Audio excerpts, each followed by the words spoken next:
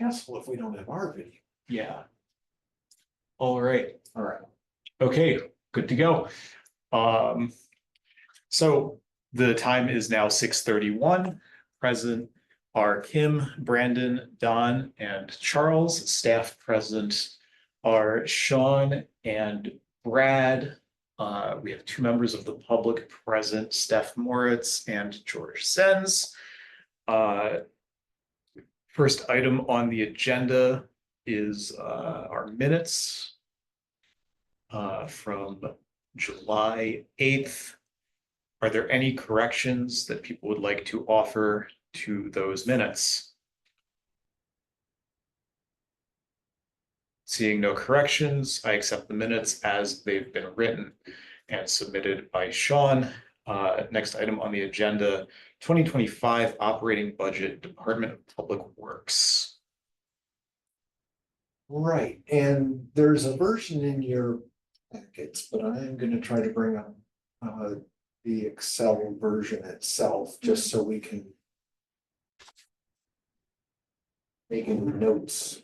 I can make any notes kind of live as we go, and not just rely on my notes. So Brad did a lot of this with some input from me, and then I reformatted it a little bit. Between the rollout and now has been a pretty brief period of time, so this is still fairly preliminary. And in a general sense, we'll try to present these in bigger buckets of whether it's revenue, something that's mandatory because there's some sort of legal requirement that we do these things. And then there's further down just maintenance of our same level of service, or further down whether there's a proposed increase in service. So I've gone ahead and sorted them that way. Number one, I think speaks for itself. Franklin Avenue probably won't have assessments. So while we did have a revenue line item in 2024's budget, not expecting that in 2025's budget. So that hurts us right off the bat. Energy costs have increased in a couple of places, so this is one of those things, either you turn on the lights or you don't. And if MG&E charges more for it, we pay more for it.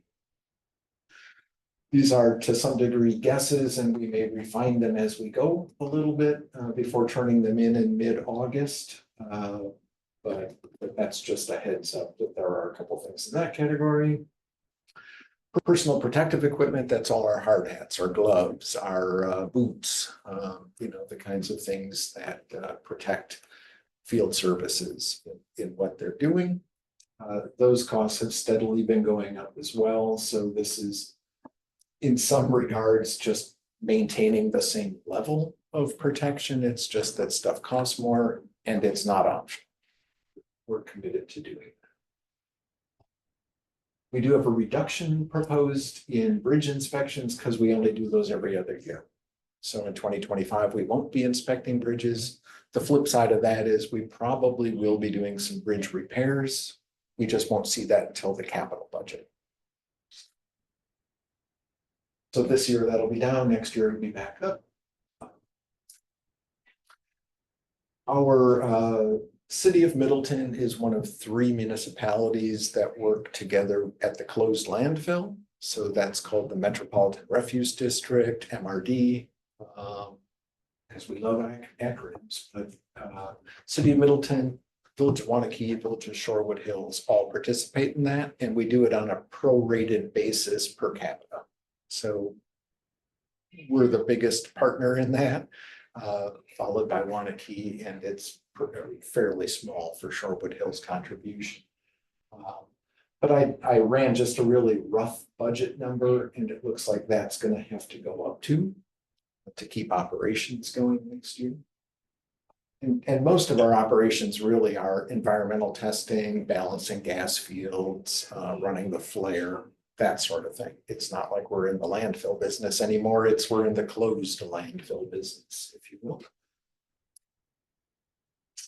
There are a couple of these things for refuse and recycling collection.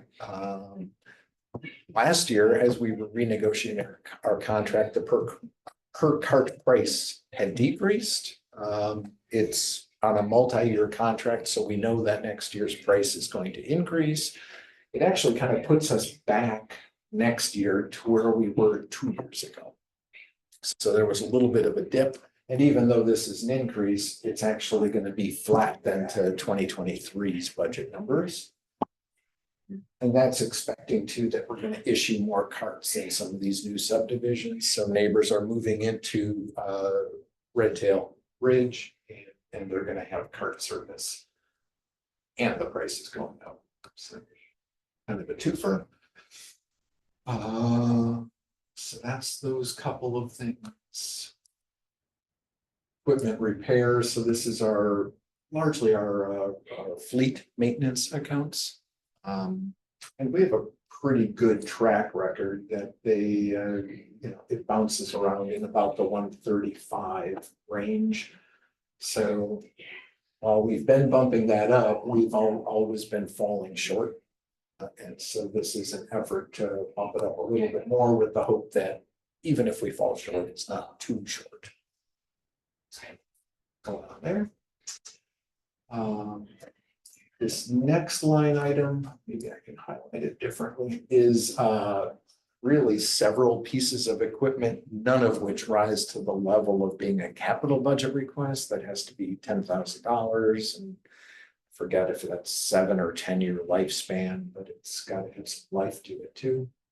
While these do have a pretty significant lifespan, they just don't cost enough to make the capital budget. So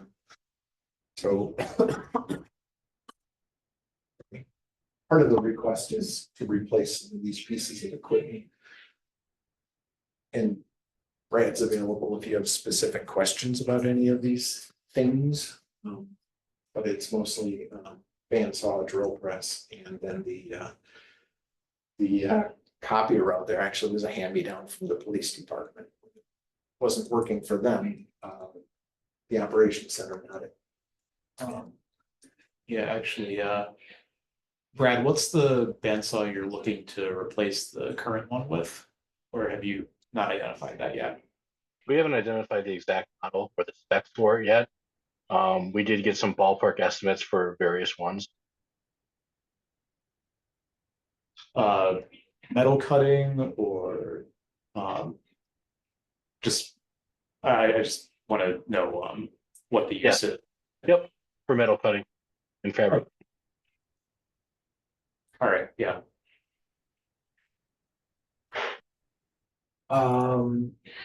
We actually have our facilities manager looking at a price on some of like our preventive maintenance contracts and things for equipment out at the operations center itself. So we don't have a number on that just yet. But that's been, kind of need to see in the past budget years increasing pretty dramatically. So he's looking into that. This next line item is a maintenance of service, but it's a funding shift for the most part because TIF is going to have to close down. So in the second half of 2025, when GIS services are no longer eligible for funding through TIF, we'll have to get it into our operating budget. So that's a pretty big number too, but in the following year, it'll be double that. This is just half of it. Then we've got, sorry about that. This next line item is really just for, again, maintaining service at current levels, but because materials and especially rock salt have gone up again, as has been the trend, the request here is for another $4,000. Most of that's already under contract.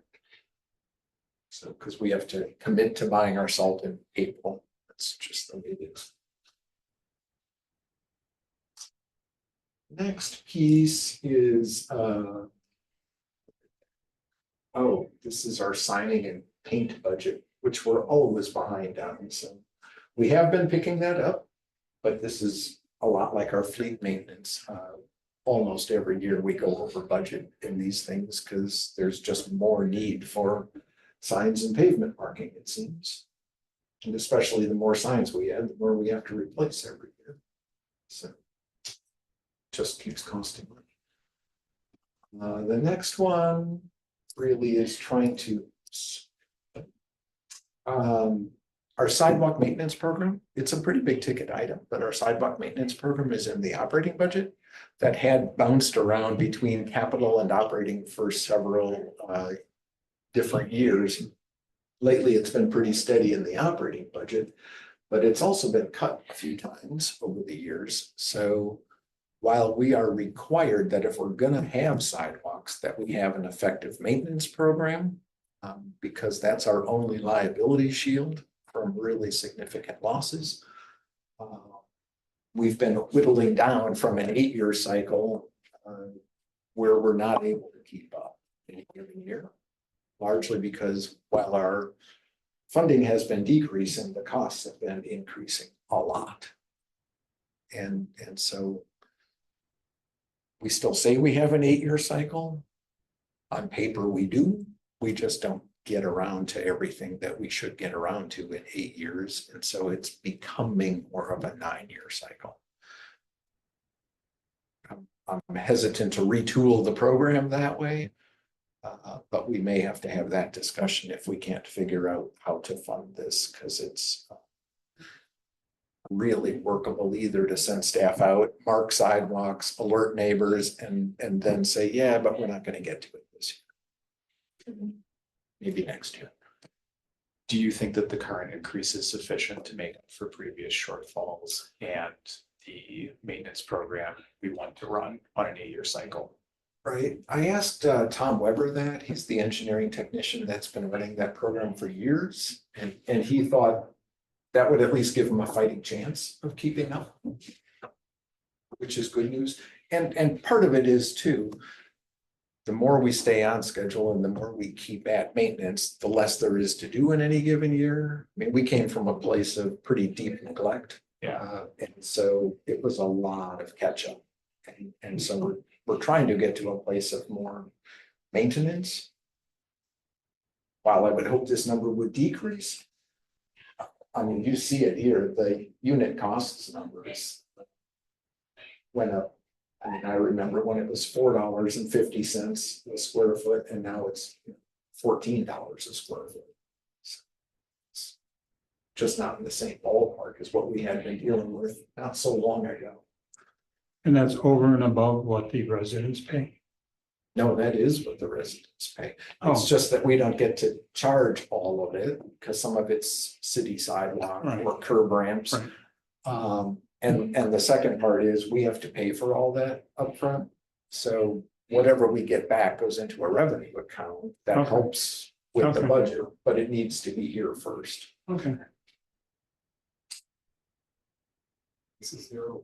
Do you think there would be much utility to finding a way to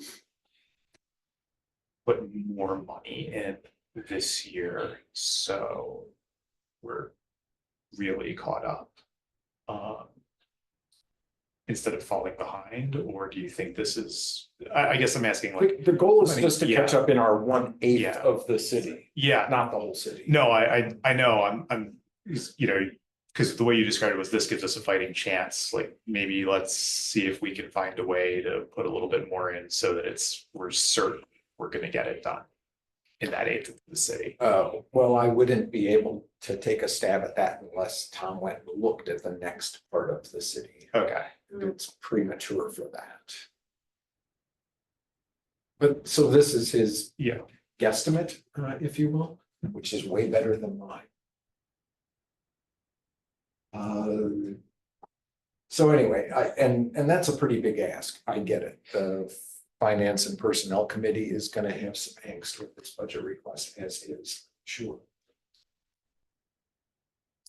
The next one is a request to decrease a number we had increased at the committee's direction last year, which was to have at least one of our mechanics go off to classes for EV maintenance, which seemed a good idea on paper. But it's one of those things we couldn't figure out how to get a mechanic out of the machine bays. Because we have other needs, things that have to be taken care of. So we couldn't say, go take half a year and go to class. Instead, they did go to some local opportunities through MATC. But we haven't figured out how to do this, or even really what our overall EV fleet maintenance needs are. That's still a really small component of our fleet. So it makes sense to me, I think, in the near term to send those items out and take care of the things that we're adept at taking care of till our fleet makeup maybe changes more. And ideally by that time, there will be some mechanics versed in this sort of thing. Because again, if we have to pull somebody out, we don't have a good chance of keeping up with what we have to. So anyway, that's a request to decrease for that reason. The next one is an increase in training and development to be able to send some of our crew members to the asphalt show where they're learning about new products, new methods. It's essentially external training that we don't have the expertise for. So this is what that request is. Then we start getting into increases of service, things that we're not currently doing that we're requesting funds for. One of those is to add some computers in our trucks. We have a couple of trucks equipped with computers so that we can get GIS information, including all of our record drawings. They'll be able to look up where street signs and manholes and pipes and stuff are. That's been really good for our sign truck to figure out when a sign gets knocked down, well, where's the base for it? Because they're not in the same place anymore. And the idea here is to kind of push that out into more trucks so that we don't have to spend as much time running back and forth to the shop or going and talking to somebody else and say, hey, where is that? Right. I mean, trying to catch up with technology is always a bit of a loop, but this is one of those efforts. And this is just the part, right, Brad, for the That's for the modems. That's just for the internet. This is tied to a capital request for the physical computers, the modems, and everything. I think the computers come out of IT, but this is, yeah, just for communications. Correct. Okay. Then we've got a lot of requests for looking into traffic issues, and I always feel bad that I can't get to them, especially timely, and sometimes just not at all. Because I think that's a basic expectation from citizens, but it's just not available with the staffing level that we've got. So either we're okay with the way things are, which is one answer, or we want to get some help. I had previously turned in some requests just to see if we could get a UW intern on summers, but things don't necessarily pile up waiting for summers, and that hadn't been improved anyway. So I don't have a lot of hope that this will make it through the entire process, but it is in there because it's just an identified need, at least from a staff perspective, that people are writing and calling and writing and calling and having expectations that we cannot meet. So what's the direct cost to that? What would it go towards? It would go towards hiring consultants to do traffic counts and analysis. What the staff can't do. Exactly. At the time they can hire that. Yeah. And I'm not sure this number is sufficient, but it would be a starting point if nothing else. Yeah, just in my short time, I've noticed a lot of people come in with very specific requests that kind of fall under that category. So yeah, I'm in support of that. That's great. Yeah. So, well, we'll see. Because I've also seen what the budget is up against. There's just not much leeway in there. So anyway, it is something that we're doing badly. And if we want to do it at all better, we either need staff or we need consultant time, but time is the killer.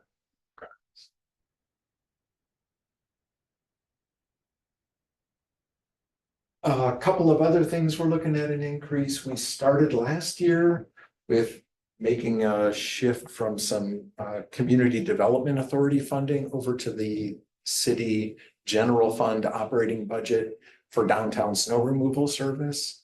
Historically, the community development authority has been paying for that.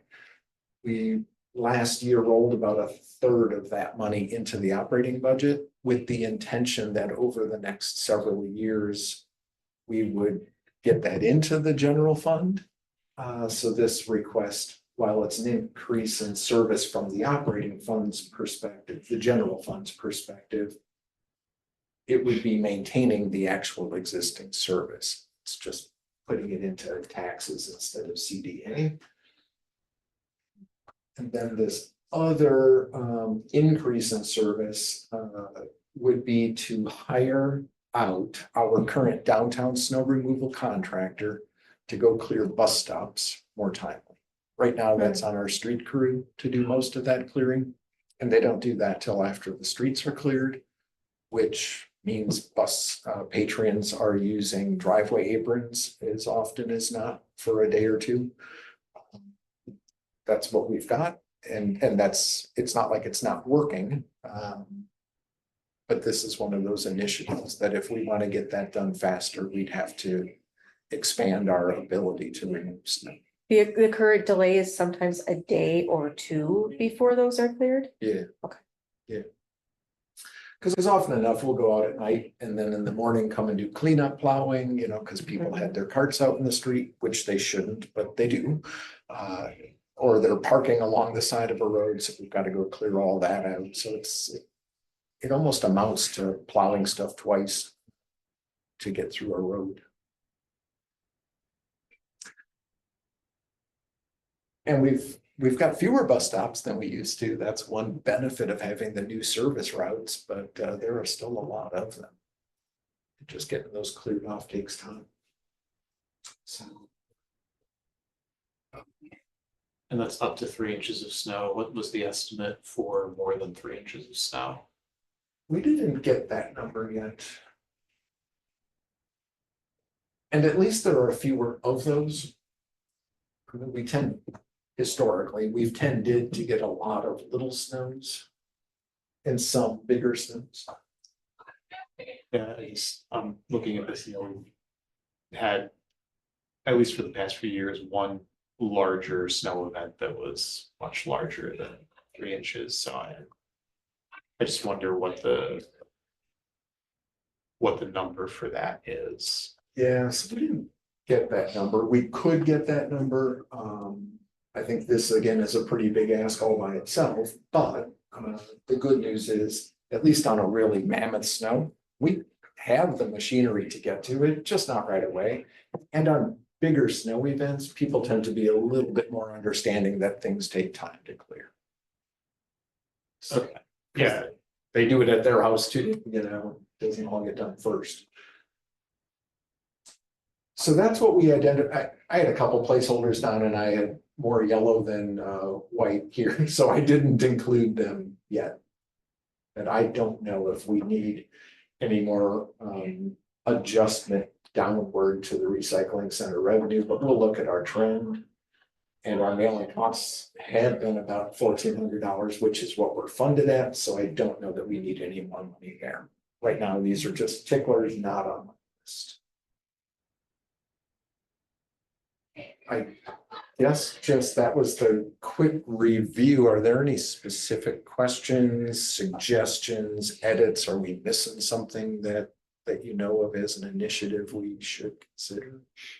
Remember the whole discussion on that EV training that revolved around the fact that, you know, we're going to be all EV here 5 years, which we aren't, but that was the big push for it last year. Yeah. But if we don't have the capabilities of taking someone away for whatever it is, a 2-week course? Is there a 1-week course? Do we even know how long that course is? I got the feeling they were much longer. Do you know, Brad, how long those were? At the time of the budget discussion last year, the only courses they had available were about 6 months long. Oh, wow. Yeah. Okay, well, never mind then. Yeah, I thought it was, a substantial hit to our. Might be Yes. better when we get to that point to hire somebody with expertise. Yeah, it would be. One of the personnel requests that will be coming in is a mechanic tech with some kind of that experience. Yeah, that'd be better. Yeah, Okay, all right, If we can get. yeah, yeah, well, that's That's always the the hard case, part, yeah, right? high in demand, I'm sure. Everybody wants them.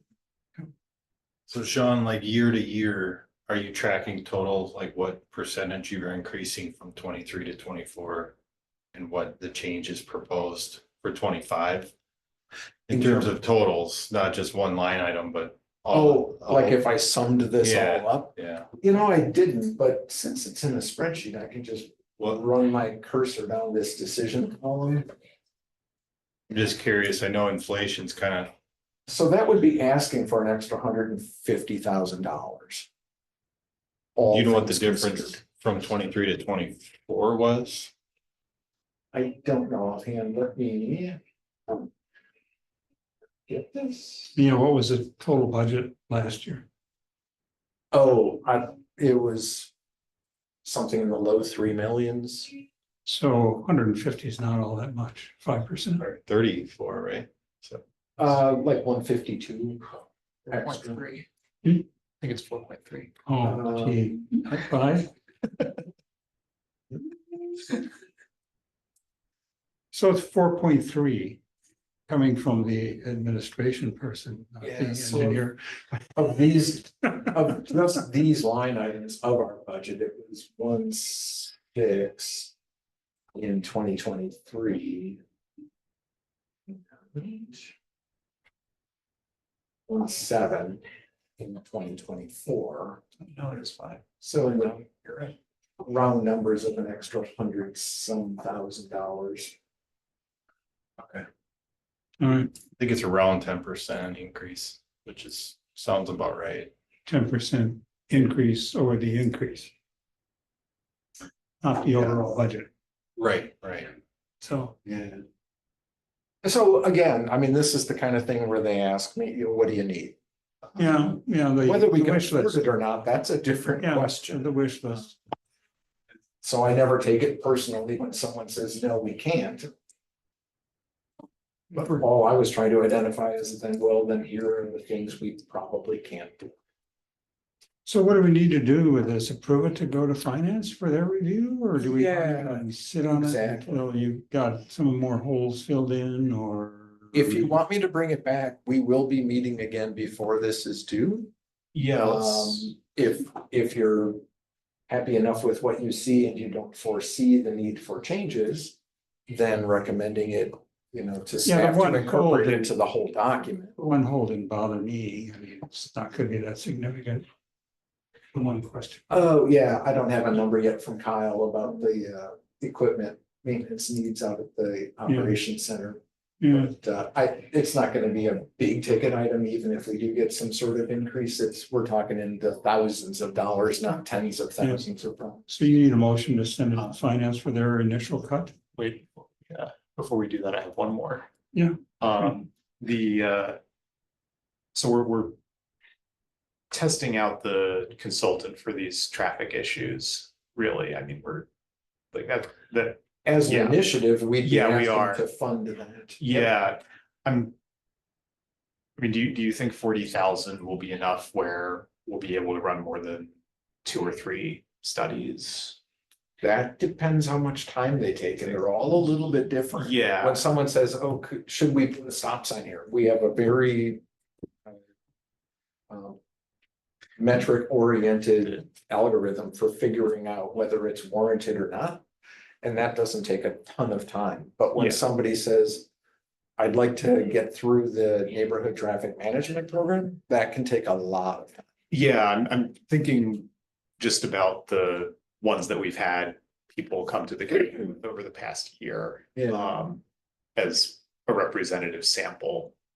And I think, do you think 40,000's enough for a start, where we'll be able to do a good trial with it and get things nailed down? I think the way you presented it, this is over and above what you can't do. Correct? You're still gonna be doing some of it, We try to fit some of it into the cracks as we Yeah. can. right? And even that is highly variable. Yeah. Yeah. You know, and I think the end result is that it's just plain frustrating for people who view the engineering department as this is a core function, right? And you're not doing it. Well, we're doing it, but not nearly timely, I would say. I would promote doing it. Try this year and it may not go through anyway. Because that's a big ticket item. It is, yeah. And they're gonna say, well, gee, Sean, are you sure your staff can't do this better? Well, let's find out. Yeah, Because we have a track record of not doing it better. yeah, I know. And if the money runs out this year, well, then you go back to the way you did it. Yeah. This year, but next year. Then come back following year for 60 or whatever you might need. Okay, yeah, I just wanted to see if we might want to increase the number a little bit and see if they cut it down. But We can, I mean, that's a committee decision if Yeah. we think, because this is a number pulled out of the air. Sure. It can change. Well, the other thing I think I'd like to look at if we're gonna maybe talk about increasing funding for things is in our paint and signs. I think that there is a lack of particularly pedestrian crossing and bicycle crossing signs that would make that, I mean, if it's just a matter of let's put some bigger striping on paint and put a crossing sign, say, around the circle in Parmenter and the interchange. Oh, I There, thought we had because- bed crossing Oh, signs by the, They are, but about- it would be nice if they were a little more noticeable, if they That's the biggest downfall flash. of roundabouts is they're not pedestrian Roundabouts, friendly. it's tough. Yeah, it's Yeah. bicyclists at least, I don't think we have a better chance of beating the car through the.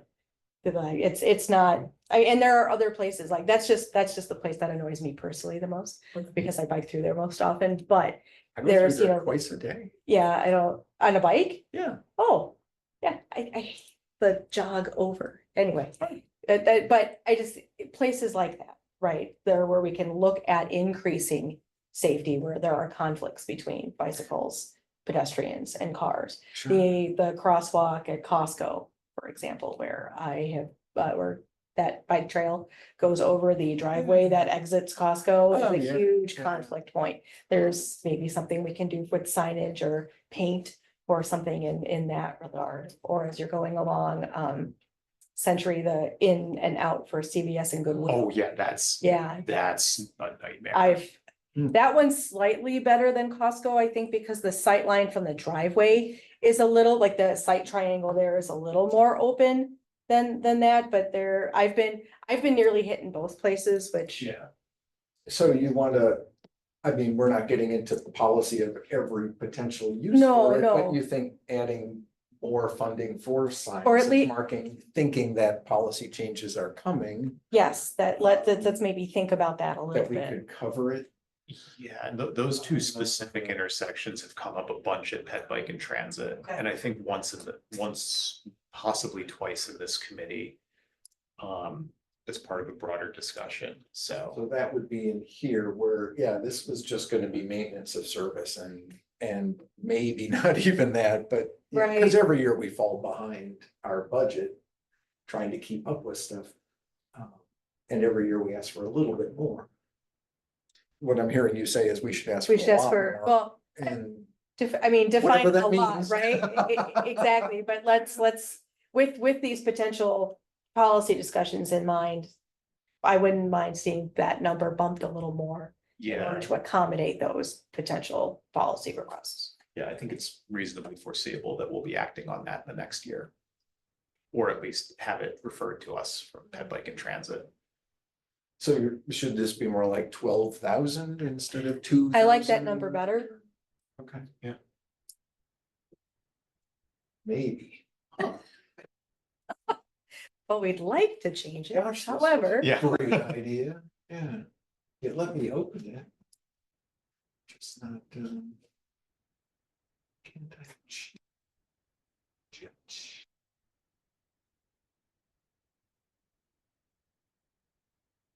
gonna write it down. So signs and paint. So Charles, if you want to jack that 40 up and let finance come back and say no. That's fine. Yeah, jack it up to. I mean, as 60, long as we're wishing, right, if this Yeah. is a wish list, then let's make it a wish so list. jack it up to 60. Yeah. Okay. Those are, I think, two places where. Yeah, and then take the other one up to 60, Sean, to hire a consultant to help us out with traffic issues.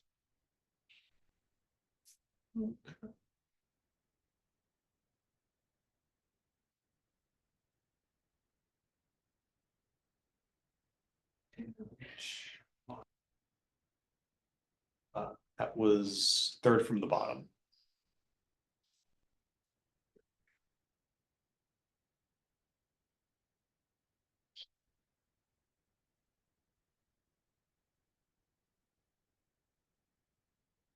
Make that 60 instead of 40. Mhm. Yeah.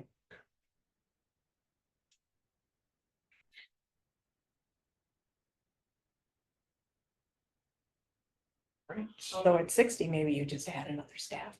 Yeah, we're approaching that point at 60. No, you're not, Not quite, Not quite. not Still- even close, But- maybe a half-time staff. if we can, well, that's what I'm saying, if we can keep inching that number up and Yeah. ultimately get more staff. Yeah, That would be great. that would But- be good. I'll take this for now. Oh, and that first one, I should recategorize them to increasing and not just maintain.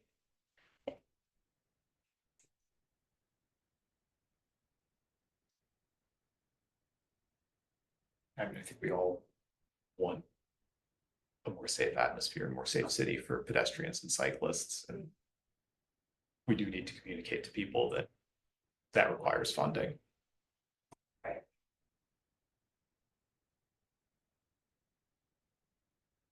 Anything else on operating side? So with those changes, if someone would move that the committee endorses this for submittal to the finance department with these two changes. Also move. I'll second. Oh, and I think I want to add, there's one yellow stripe in there that needs a fill in, Yeah, well, that would also be taken care of prior to submitting it to finance. and we may modify a few of these numbers Yeah. slightly depending on actual That's fine, we're needs, close, the better we find them. yeah, we're close. I'll move, she second? Yes. Yeah, moved and seconded. All those in favor, please say aye. Aye. Aye. Aye. All opposed, hearing none, motion carries. Oh, on to our next agenda item, which is the capital budget. Yeah, I don't know if I get to modify these numbers. No, I don't. Well, I'm gonna ditch this idea then. I think you're in read-only mode on that Excel sheet. There's something.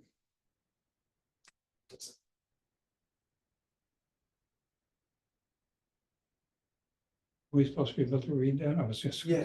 Yeah. There might be a little bit of panning back and forth. Move this off to the side a bit.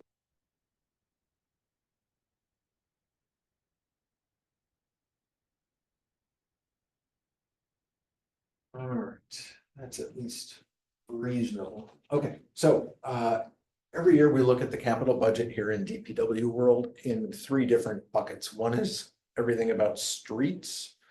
One is everything not about streets, what we call other, because it's a catchy name.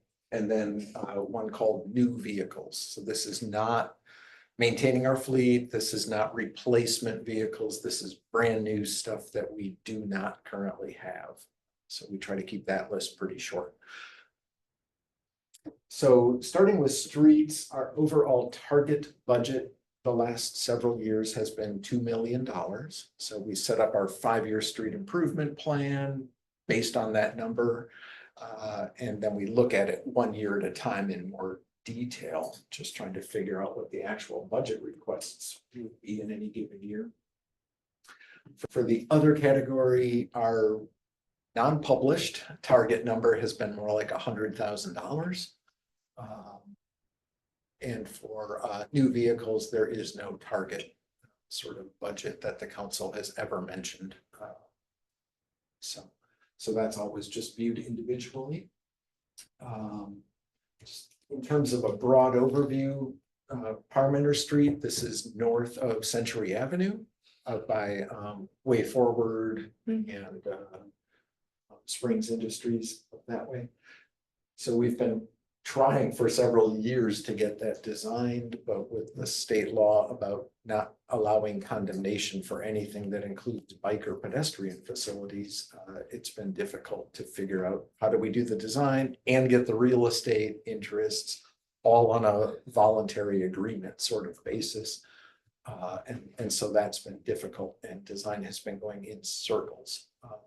But that's fallout of laws, I guess.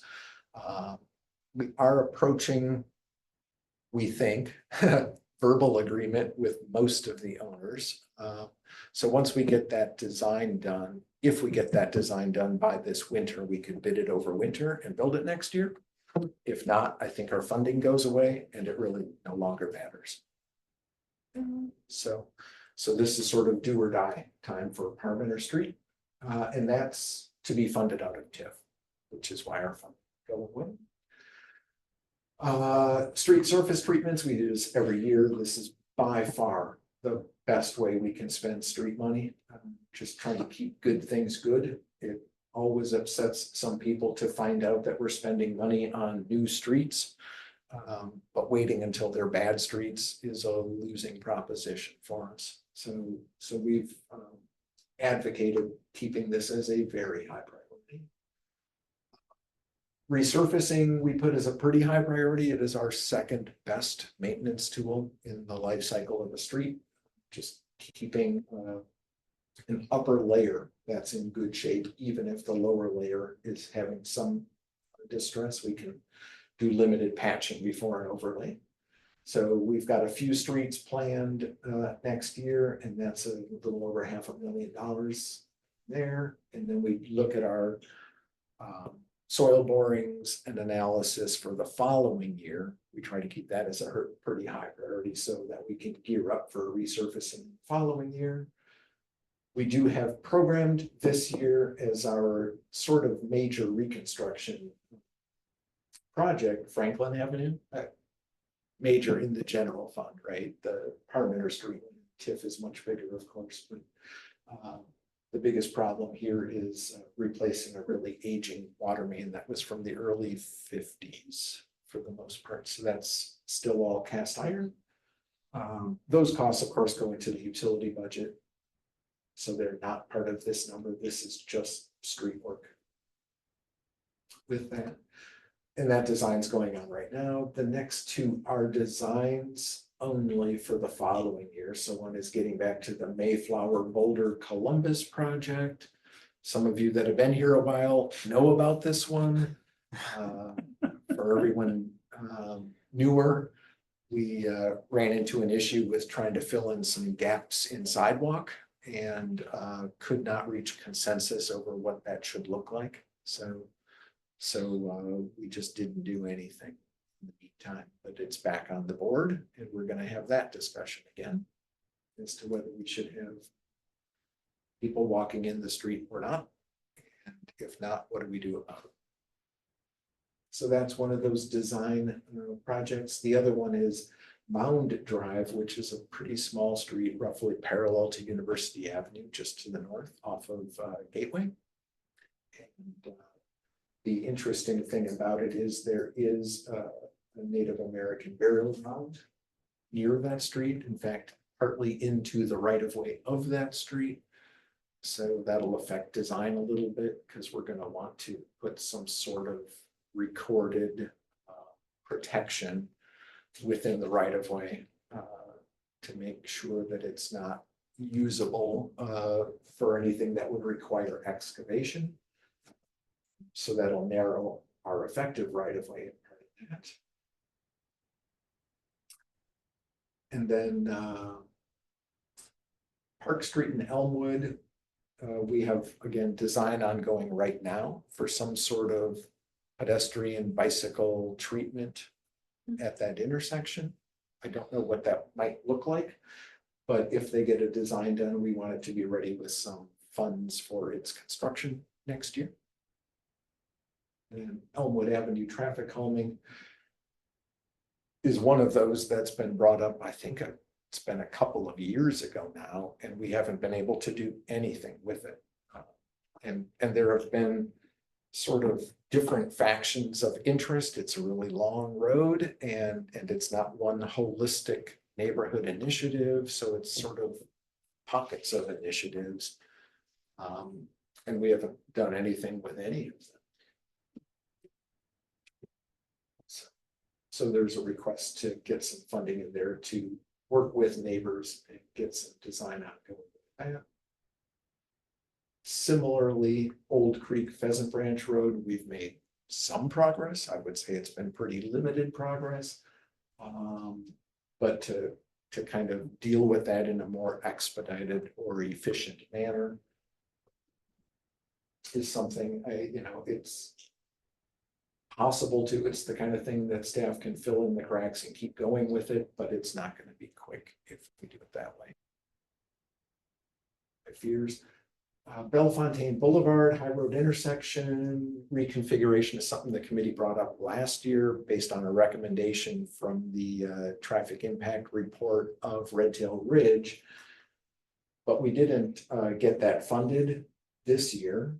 So I just kept it on the tickler and bumped it back to next year. The other option is to just wait with it till 2028 when we're planning to redo High Road anyway, which might make more sense in the big picture. And then the committee too last year had asked for Clark Street and Lee Street's reconstruction to be redesigned with different on-street bike facilities. That didn't get funded either. So this is just, again, pushing that backwards by a year. The one thing that came up subsequent to publishing this document was there's been a request that I had on a different list to add crosswalks on Greenway Boulevard, generally west of Deming Way or John Deming Way, I think it was. And we identified 4 spots where we could do that. But because the sidewalk funding is so limited, we couldn't actually do anything about it. So I'm proposing a capital budget request to put in those curb ramps and paint that would allow putting in the 4 crosswalk locations on Greenway Boulevard. Would Bellefontaine Boulevard cover that 30,000? It was about $30,000. I had rated that as a higher priority. I think I drafted it in as number, it was maybe 9 or 10, because it was in sort of the same ballpark as some of these ped bike safety improvements that were of limited Yeah, scope. why not take that Bell School Road thing and hold it off till High Road gets redone in 28 and then take that 30,000 and move it up? Yeah, so we could drop that 30 grand. Seems to make sense. And why do all that work on Bellefontaine Boulevard and High Road when it's gonna get all tore up again anyway? Not tore up. There'll be construction there again. Yeah, right. And It's not Chicago. We it don't, doesn't seem do things to terribly redo it. dangerous to have an offset intersection yeah, for a few years. yeah. And then Alder Lorman asked that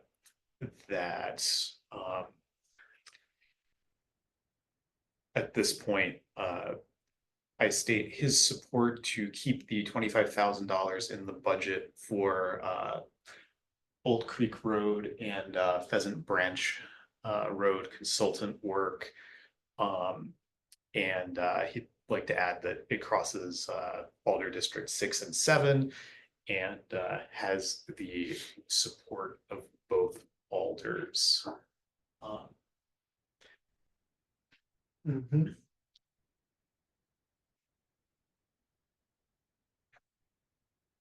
Yeah, And Don, I think I remember you saying during our discussion last year about the Clark and Lee Street redesign that you didn't think there was actually space for a bike Yeah, lane. that's, no, that wasn't me. Oh, that wasn't you? No, it That wasn't wasn't. me. No, that was you, okay. Yeah. Yeah. I remembered it was one of you, I could have sworn it was Don, but I Yeah. guess it was Sean.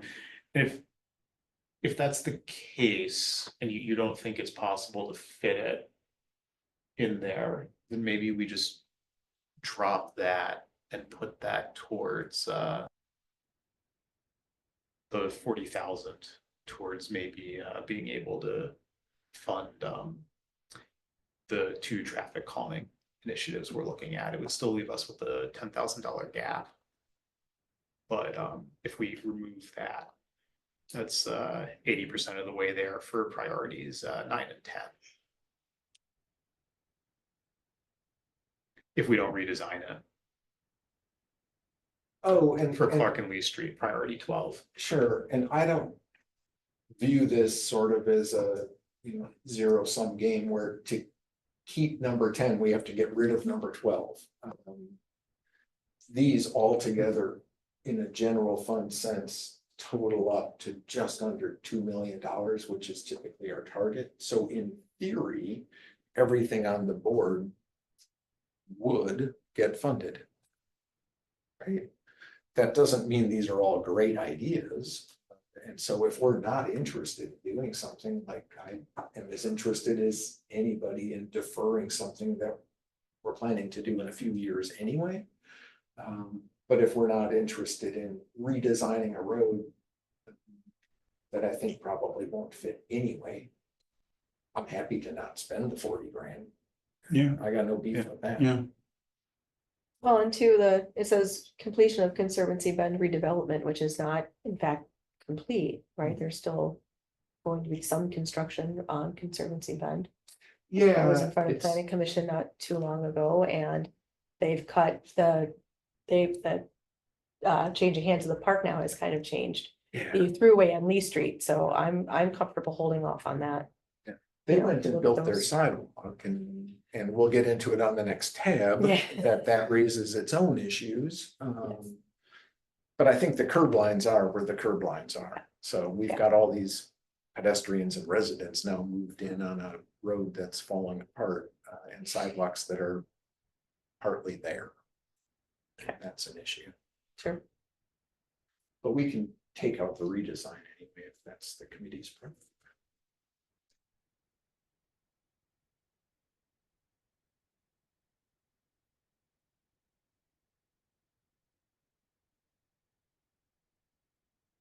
And I don't know if you have any priority for where those greenway crosswalks would go in. I think I had added them in as sort of draft number 10. Just because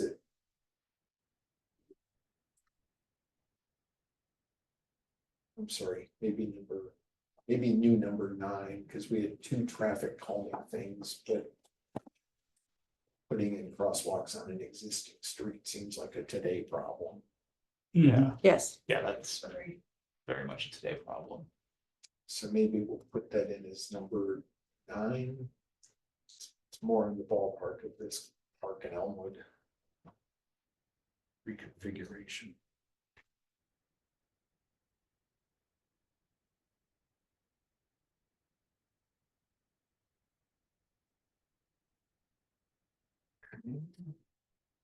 Anything else? This also has to go to finance committee then? Yes, and this one I was proposing, I can doll this up. I was gonna add our priority numbers live, but that's not happening. And just bring it back next time for Okay, Yeah, a little bit further look. let's do that. Do we need a motion for that? Probably not. Just a request. Well, for right now, let's just make sure that we've got what we want. Yeah. So I'm adding a brand new number 9, which bumps this down to number 10. To put in Greenway Boulevard crosswalks for $30,000. And then I am deferring number 11 to 2028, just have it be part of that project. And then deleting number 12, because we just don't need it. Is there anything else we should change about this? my big thing is the forms that we use from the finance department are very difficult to move the priority of once they're set. Okay. They are set. And so I do it in this format Mhm. first. Because otherwise it becomes a sliding puzzle game. Sure. Okay, so we'll defer a final decision to our next meeting, which is Like the 12th, I would say. It is the 12th. Yeah. It's not just like the 12th. All right, so that's our streets. Then there's the other. Can I request we have a 5-minute break? Yeah, granted, it's been an hour. not requested of me. but- All right, actually, I think we do need to move for the recess, so Oh, I move that we have a 5-minute recess and Second. reconvene at 8:32. All in favor, say aye. Aye. Aye. I'm not voting.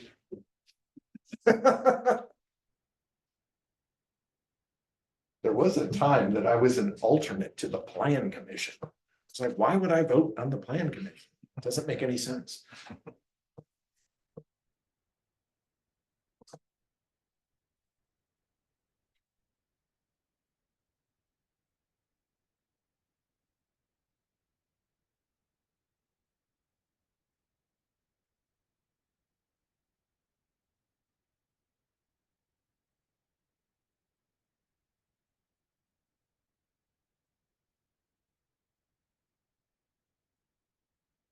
Were you saying that your Alderman account isn't working right? No, it is, but I can only access it with the iPad, which isn't going with me everywhere. So Oh. I have to figure out a way to, because I check it every morning, Yeah. right? But I can't necessarily take this with me all of the time. And so there's, Drew likes those sorts of forwards to happen in a particular way. And so I'm like, oh, okay, that's, Oh, where he would forward it then to your personal email. well, he doesn't want it to go to my personal email. That's the Oh. problem. Like I can't. But he would set up another account on your personal computer Right. to be your Where I Alderman can, account. exactly, where I can Oh. access that in a so that if there's ever a records request, I'm not submitting my whole Sure. personal email account Right. along with. I Yeah, mean, that not was that the I- whole point. that's the whole point of having a separate account. So yes, it's not really a problem. It's more of a logistics. I gotta work that part. Yeah. So Okay. yes. I don't always hit the button. I am here unless I will tell you. I'm going to be here. Yeah, well, and I don't know, I mean, does yours use Outlook then? So you can just click accept or decline a meeting invitation? Does yours come through like a It does, meeting but invitation? it didn't look that way. when I looked at it. I will look at it again. It was supposed to be so easy, Right? And it probably is, and I'm probably making it harder than it should. because that be, way you don't which- need to send me an email. No, It'll just do it. It'll just do it, right, Yeah. which would be easier. Well, let me just make sure that I kind of know what I'm. Gotcha. But yeah, I was thinking about that today. I'm like, can I respond to that? Do I know there's a quorum? Do we need, like, is it after your quip last time? That was a short meeting. Would have been shorter if. So I'm like, all right. Without. I better quorum, make it would sure. be Brutally sure. I had better make sure that they know that I'm coming.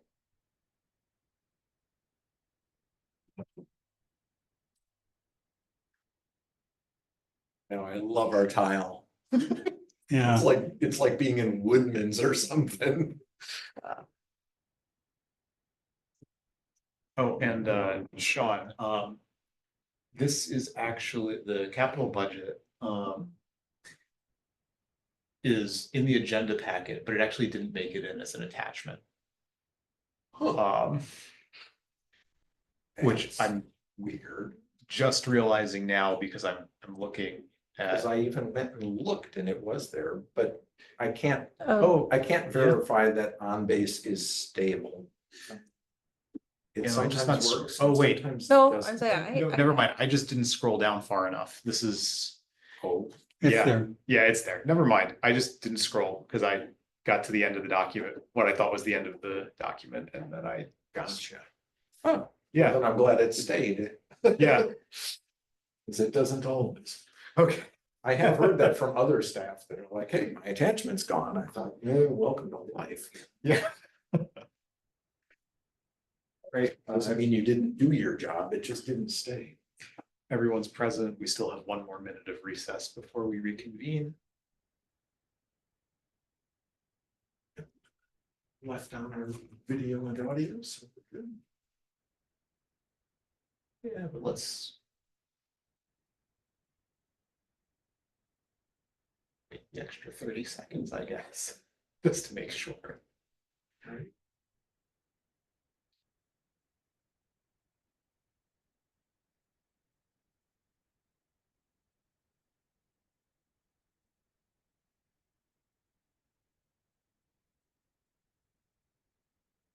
All right, the time is now 7:32. Members present, Kim, Brandon, Don, and Charles. Staff present, Sean. We have a quorum. The meeting is back in session. Sean, here, if you could take us through the capital budget requests. Yeah, so we just finished streets and now we're into the bucket called other. And again, the very rough guidelines from the council were in the ballpark of $100,000, which is maybe effectively the top 4 priorities listed here. That doesn't mean they're drawing a hard and fast line, because if other departments turn in stuff that's not as important as number 6, the council will figure that out. But they are counting on us to prioritize these so that if or when they have to draw a line, they'll know what's in and what's out. So again, this is just staff order for discussion purposes. Obviously, feel free to change it as you see fit. One is the traffic calming initiative. We did just get through balloting. I think the expectation will be that we actually build this stuff now. So I put in a budget request for that. Number 2 is a continuation of a multiple year program to try to get our radios upgraded to be interoperable with Dingcom, which the police and fire and EMS all use. And some of our radios do and others do not. So we're working toward that a little bit at a time, and $25,000 has been sort of our go-to number for the past couple of years. That buys 5 radios typically. So we're working away at it. We had 26 to go and we replaced 5 and I think we actually got 7 this last year. Yeah, so we got 12 replaced so far. So I take that back. We can replace 7 for $25,000. Replace traffic counting equipment. That's been really sketchy. And sometimes we get numbers that we know are bad, so we just start over. We eventually get numbers we think are fine, but it takes longer. And so we've been trying for a couple of years to put that into that operating budget, but it hasn't worked. So we've punted and put it in as a capital request. Bridge repairs, this I alluded to earlier. Every other year we do bridge inspections. Every even year we, odd year we try to do bridge repairs. Our mechanics are still using our 2007 tire changer and balancers. So the request is to replace those. I've seen them. I'm also requesting replacing them. Here we had the adding of the computers. Now, are these not in IT's budget? Did you find out, Brad? So when I asked Drew about that, he said we would have to pay for them. They would do the ordering and they would do all the updates and installing. So we'd have to pay for them. And when they come up for replacement, do we have to budget for the replacement or does IT do that? IT does that portion of it. So this basically what we would do is we'd have them purchase the computers to put them on their replacement plan. So then they'd start replacing them with their funding. But to get the initial ones, we'd have to pay for them, just like we do with a new vehicle. So I misspoke earlier. Yeah, they won't buy those. They'll just buy the replacements. Interesting. Correct. Okay. All right, good to know. And thanks for catching that. And generally, their replacements are just hand-me-downs from the cops. Yeah. Yeah, well, and a hand-me-down from a cop is pretty good. Yeah, they last longer with a police vehicle than they do with DPW vehicles, less dust and what. That's why they call them tough looks, man. Resurface depot parking lot. We had included this as an idea with the library parking lot, which also needs to be resurfaced. But with the talk and planning of a downtown civic campus, it's really up in the air whether the library parking lot will be there for any appreciable length of time, and nobody wants to pave a parking lot and then take it out. And yet, the depot parking lot is also in pretty significant distress. To the point that it doesn't drain well. The bollards keep getting dinged and or the building gets dinged. And so we need to replace that anyway. So this was, let's just do the depot parking lot and skip the library parking lot and not do it all together. We'll see how that goes. And this then would also replace the bollards in a line a little bit further out from the eave of the building, because anybody that sneaks between those bollards, if it's a semi truck, it's too high for the eve of that building. That causes trouble too. This is just to infill sidewalk. That little parking lot at the corner, which is used by a specialty paint shop right now. To build the sidewalk around that corner, we would need an easement from the property owner, who said they're willing to give us the easement, but since we'd have to repave half the parking lot, they'd like us to repave the other half of the parking lot in exchange for the sidewalk easement, which is a fair deal, I think.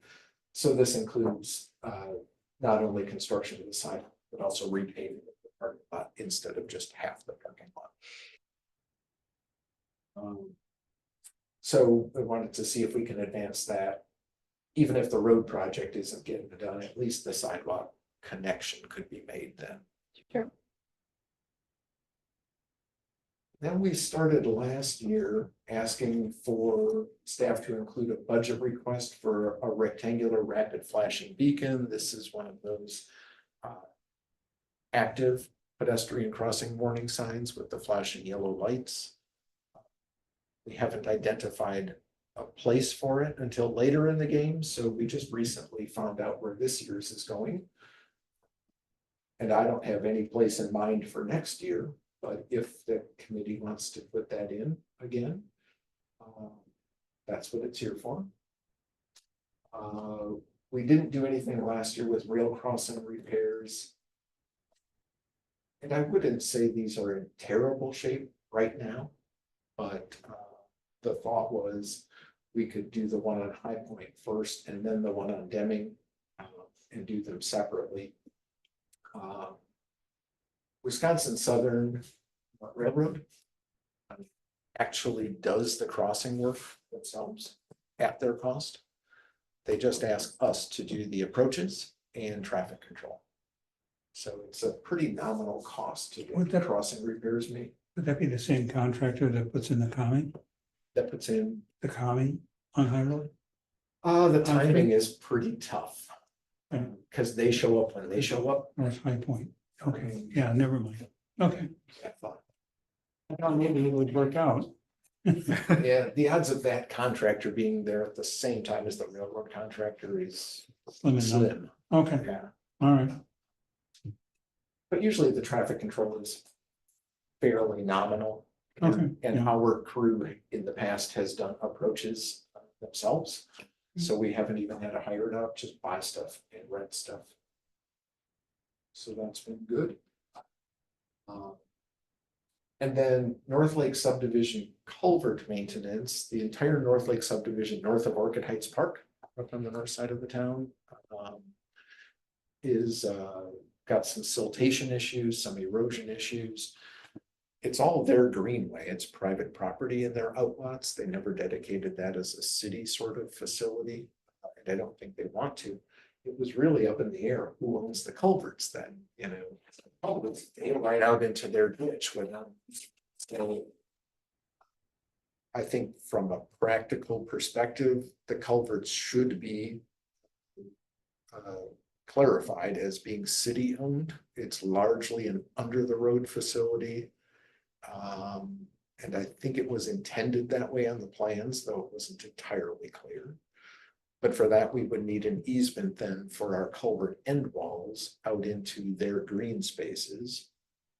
And then a cost sharing arrangement whereby we pay the cost of the culverts and they reimburse us the costs of work needed in the green. It's not designed yet, it's not ready yet. I'm not saying it's ready for construction, but I think we could put some money in for our share of what the design would be next year. Isn't that a water resource issue? I don't know that. And I mean, they've got this resources huge would- referendum, they're gonna get, Well, it's a storm sewer from a culvert Yeah, perspective. yeah, Right, which is the part we're, as the city, talking about taking ownership of, just the culverts, not the ditch. I know, but the culverts is still stormwater. Yeah, but then are all the culverts stormwater, all the storm sewers? Sure. Okay. Write that down. Not speaking for that committee, but Um, I would just, as I looked at that, I don't know. yeah, we haven't been viewing our storm sewer network that Okay, way. okay, this isn't really a storm sewer, it's just a culvert under a road. but Yeah. Okay, Right, never mind, we'll leave it there. it might be a gray area, I'm Yeah. putting it here for now. You can ask Eric, or, see what he said. Or if the council says, no, we'd rather have that in the utility, it's, I guess, fine. Maybe Yeah. Then we'd have to say all culverts, Mhm, mhm. stormwater. Okay, never mind, I don't know, maybe we kick that over to council, see what they say. yeah, yeah. More So finance. anyway, yeah, Yeah. Eric's been having chats with neighborhood representatives. Sure. And I think they've been working with Chuck Nan on some ideas. Okay.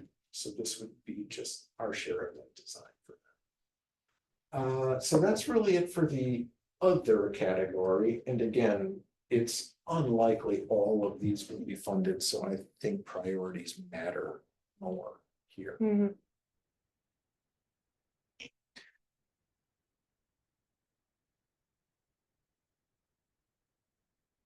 So you said we have $100,000. Well, it's really generic guidance. In fact, I don't know how many of the alder persons really even remember that or know that. I've been here a while, so it sticks in my head. Now Kim knows. But yes, that's a number that has been mentioned in the past, and I think that's just in recognition that they want to give people a map for what they're up to. The reason I asked that is because we have $50,000 in the line for bridge repairs, but before we even get to that line, we're at a point where we can't actually fully fund the $50,000. We're at I think 75,000, so we'd only be able to half fund line 4. So But even with that guidance, I would not say that the council has said, oh, 100 means 100. It can't be 125. They've never done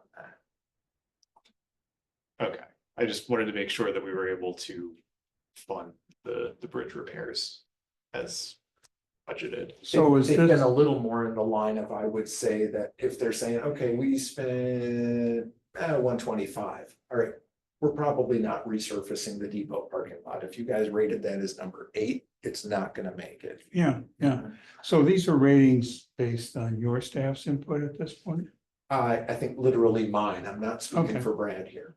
okay? He's smiling, so Right. he totally agrees, I'm not taking He'll bring something responsibility. tomorrow to throw at me. So again, we can submit the whole list and let city council figure it out. Or finance. We do submit the whole list. Okay, Yeah, Yeah, it's just that we try to prioritize it so that it makes it a little bit easier for the Finance Personnel Committee and Common Council to rank them. And that doesn't mean in the past they haven't reached down a little bit and said, you know what, let's bring that RRFB up. So, and skip over several things. bridge repairs is a total swag at this point, because you don't really know what needs to be repaired. That is correct. I won't get that report till late this year. Okay. Um.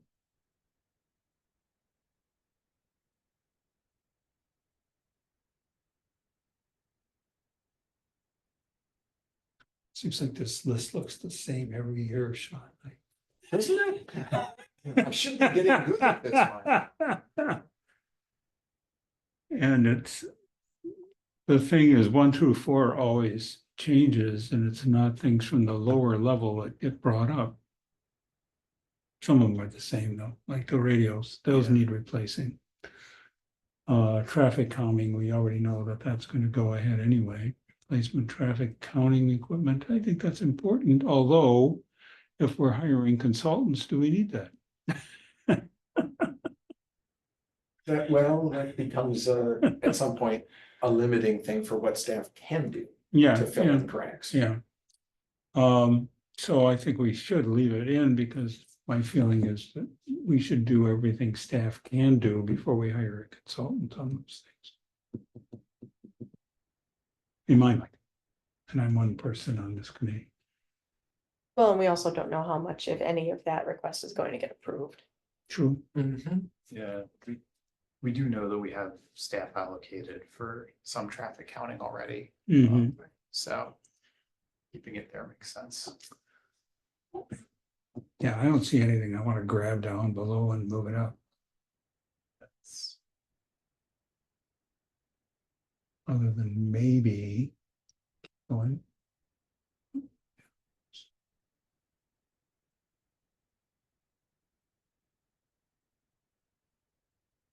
No, not really.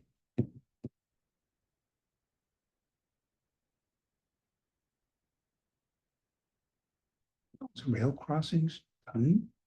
And We did a couple, when I, South Avenue was in terrible shape, yeah, right by I thought Henry. North High Point had them redone when that road was done, didn't they? They're not terribly old. Yeah. No. So I didn't rate them very highly for Yeah. right now. I mean, if they get bumped, they get bumped. Yeah, yeah, that's why I don't think I'm gonna move those.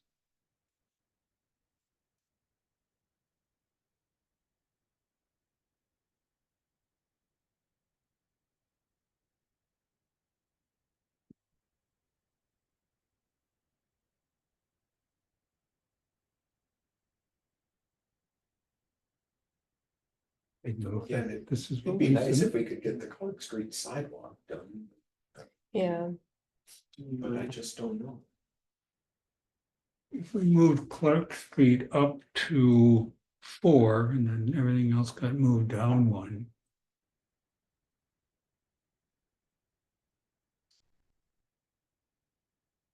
Anybody else want to have input on that?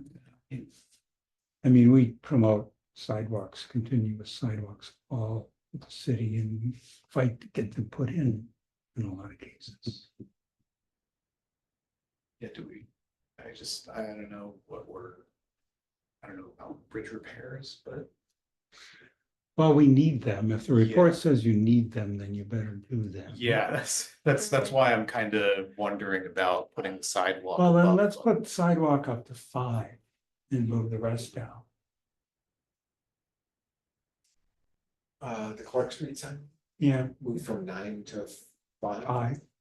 9 to 5.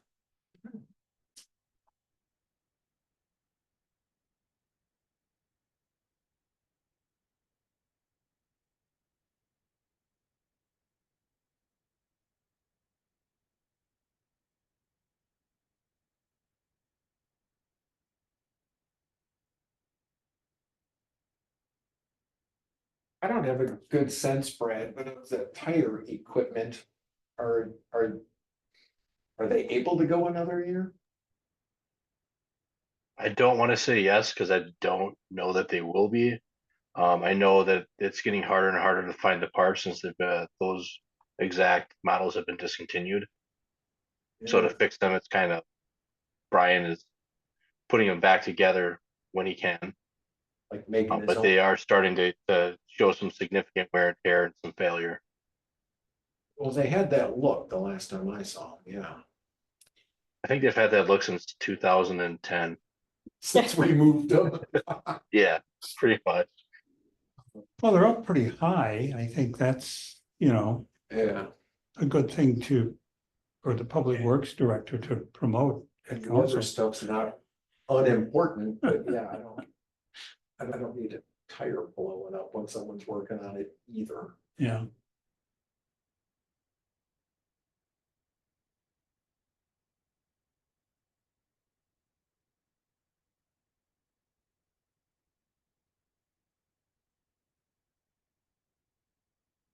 Maybe we move Clark Street up to 7 instead of 5.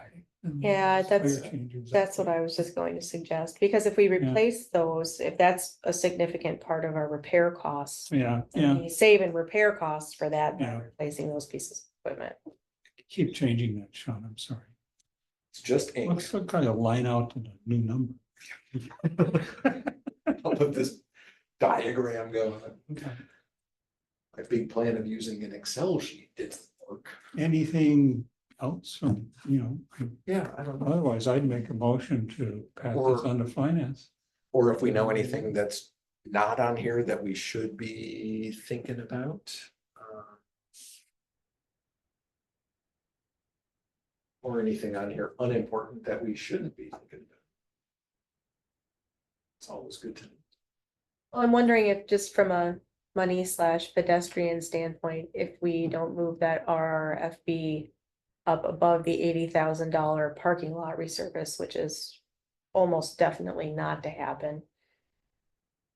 Oh, Yeah, put 10 yeah, above 8. move 10 Yeah. to, Yeah. yeah, which will probably now be, what, 9? So I think, Flip them, because Clark Street got moved up, so. Right. yeah, Say move 8 below. Yeah. 10. Yeah, yeah, so the new order I have is tire balancer, Clark Street, RRFB, parking lot. Or Yeah. excuse me, computers to 2 street trucks, parking lot. yeah. Yes.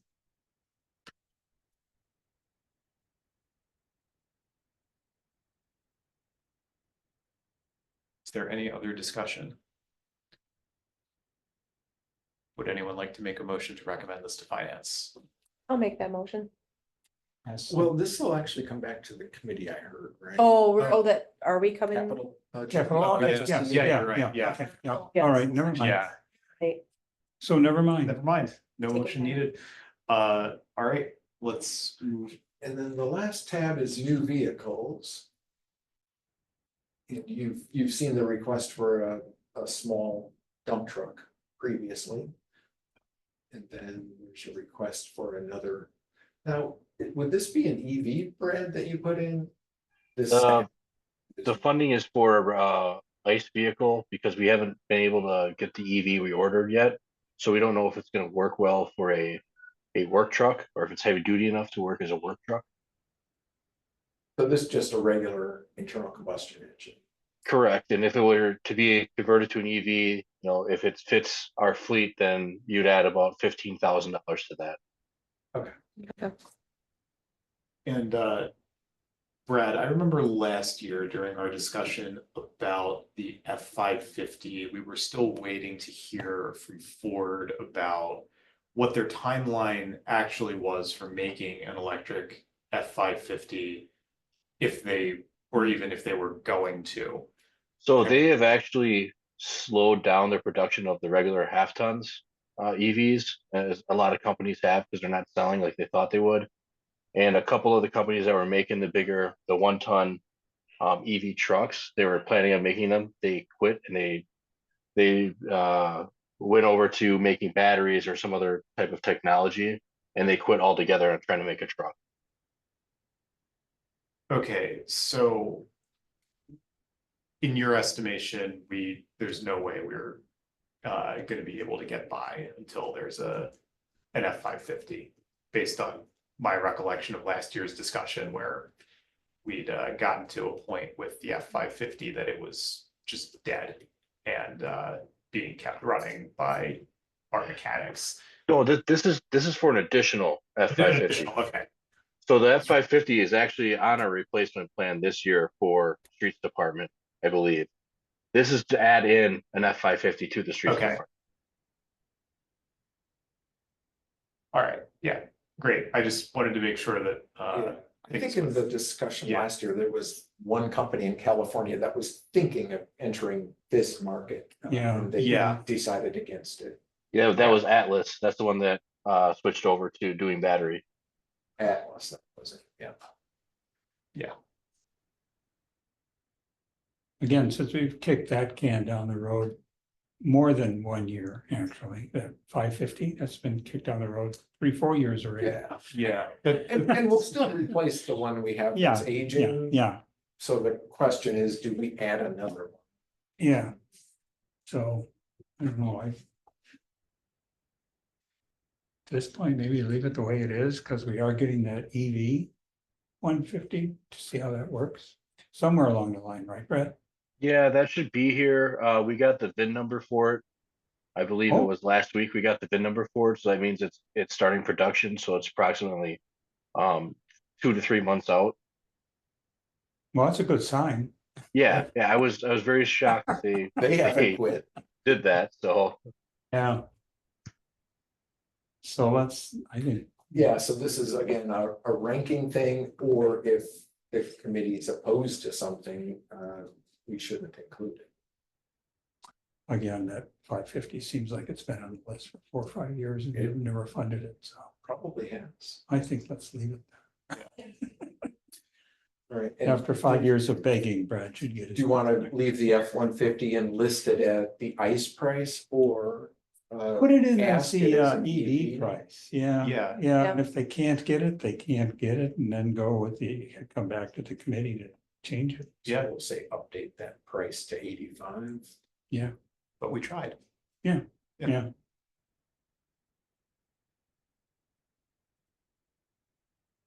That's still quite a lot lower than the price we had figured out. Oh, yeah, this year. yeah. those prices have been going down significantly this year from last year. But they can't sell them. Right. There's no demand. Great. Update that price. And then Sean, I know I had emailed you about this. It was in my paperwork. I didn't get it into the spreadsheet in time. There was one more item for a new vehicle, and that was a crash barrier trailer for our streets department guys. I have the justification written up. I just want to let you know that it's like 30 grand. I didn't get it into this budget before the agenda item or the packet went out. Well, that'll come back to us in 2 weeks. Yeah, 2 weeks, 2 weeks. 2 weeks. And that would be priority 3, do you think, for the crew? I would say that'd be priority 2 because it's a safety item. Might even be priority 1, to be honest with you, just because the amount of close calls we've had this year alone for people almost hitting some of our guys in the street on University Avenue and Central Avenue. Well, Isn't that let's crazy? make it priority 1, Yeah, Yeah. that feels like a priority 1 item to me. Agreed. anything dealing with person. Apologize, I didn't get that out to you guys sooner. Well, that's right. We had very little time to talk about. this. I'm impressed. It looks like, third graders didn't throw it together with crayons. That's true. Okay, All right, so that's all of our budget stuff for now. At the next meeting, we'll be bringing back the capital budget stuff. Probably for a much more abbreviated discussion, and then bringing in the utility operating budget and capital budget. Okay. Which tend to be a little bit shorter documents too. They don't have very many decision items typically. and utility budget is self-funded, is it not? It is self-funded, so there's a lot less angst Yeah, about yeah. what's in it. Can we get that fence in Middleton Hills in that budget?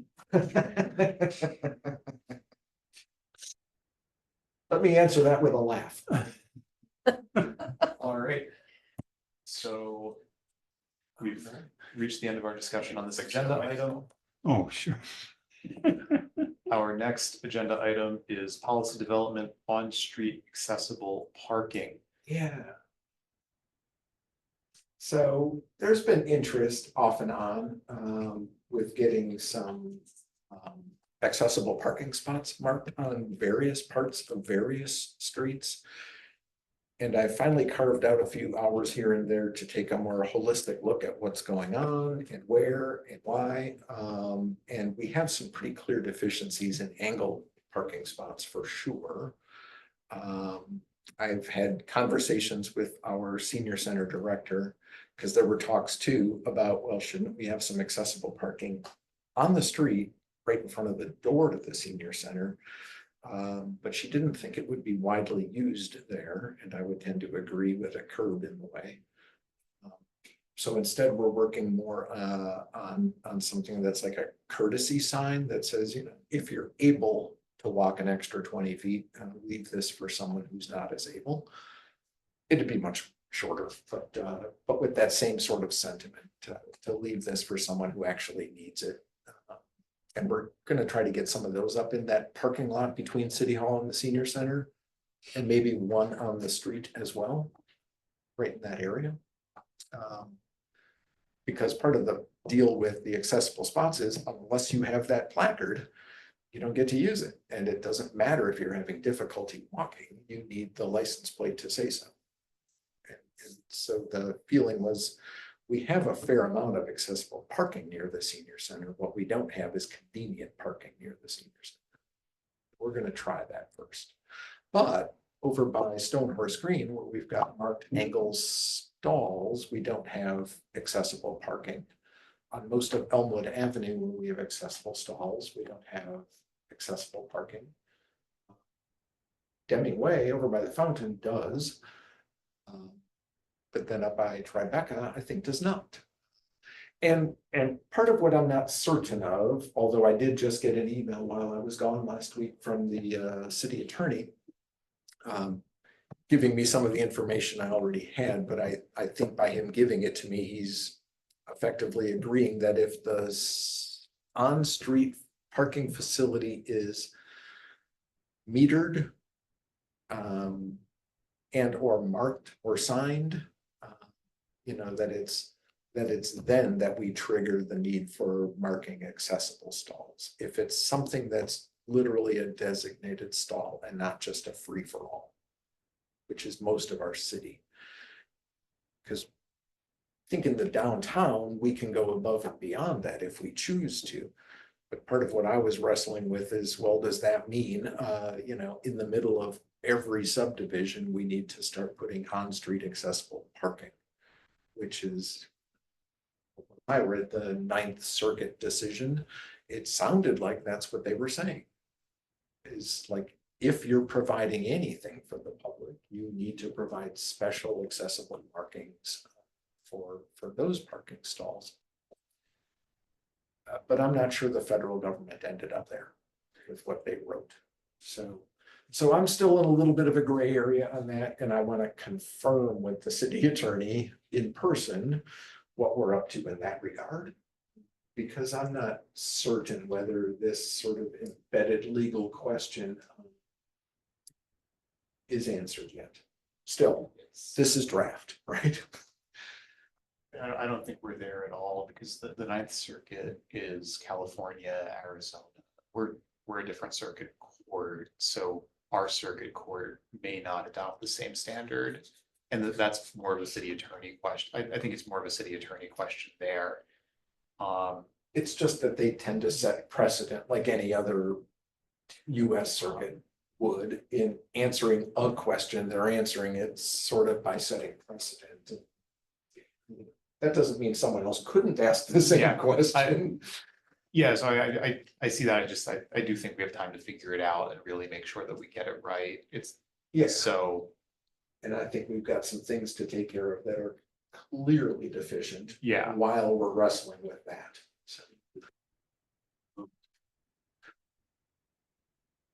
So a big part of it is, you know, what I've been leaning on for the most part is public rights of way accessibility guidelines. ADA is all well and good, but it just doesn't work very well in streets. You start talking about slopes and widths, because roads just don't work that way. And ProWag was an access board's attempt to say, well, here's the overall intention, and here's how you make it work in streets. And from a national publication, they've provided, I think, the best guidance that I've seen from anybody. In fact, a lot of people say, oh, this city's doing that and this city's doing that, but they're not doing it by ProWag standards. So I'm very hesitant to say, oh, Madison's doing that, let's copy it. Because it might be the wrong thing to copy. So they give pretty in-depth guidance, I would say. The ADA doesn't really talk about it at all. Ninth Circuit talked about it, but not in a very clear way and with no guidance at all. WISDOT doesn't really mention it. One of the design books that we go to a lot for street work had some things to say about it, but they went kind of in line, I would say, more with the Ninth Circuit. Just said, if you're providing parking, it should be accessible. This is not a legal document, it's just a design guidance document, but it's a very generic statement. And so most of my focus has been on ProWag, because I haven't found really good guidance or law from any other source just yet.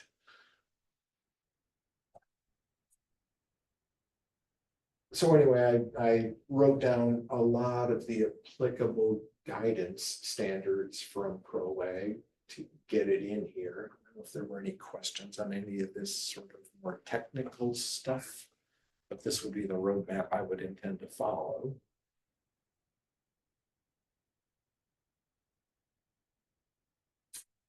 And then one of the things ProWag does specifically mention is that while this is a desirable design, if this remaining width for a little bit of terrace area and sidewalk area to the right of way becomes less than 9 feet, they're not pushing for it to do this curb bump out.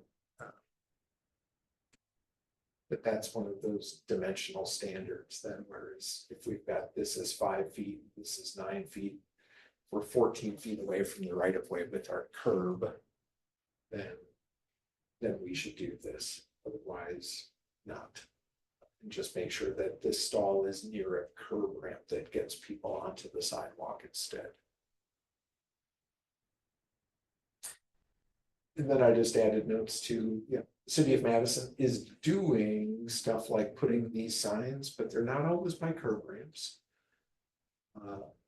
They are at least signing them, but it's really haphazard as far as I can tell. It's an odd map to look at. And then I heard Sister Bay's doing a fabulous job, but I was just there and they are not doing a fabulous job. Or adequate. You know, I mean, they painted the little blue symbol out in the street. There are no sidewalks, but there's a little blue symbol out in the street, and there's no sign. So if it's covered with snow, you're out of luck. You know, the ones I've seen are often put by a crosswalk where there is a ramp. At least, you know, in the front of the car or in the back of the car. Yeah, that's in this guidance, is if you're Yeah. gonna do it, Yeah. get a ramp close by. If you, So you're gonna go back to the attorney and say, okay, what do we really need to do here? well, I think there are two questions. One, what's our actual legal requirement? Mhm. And then two, what do we want to do, if anything, above and beyond that? But we're gonna have to catch up to the legal requirement, whatever it is.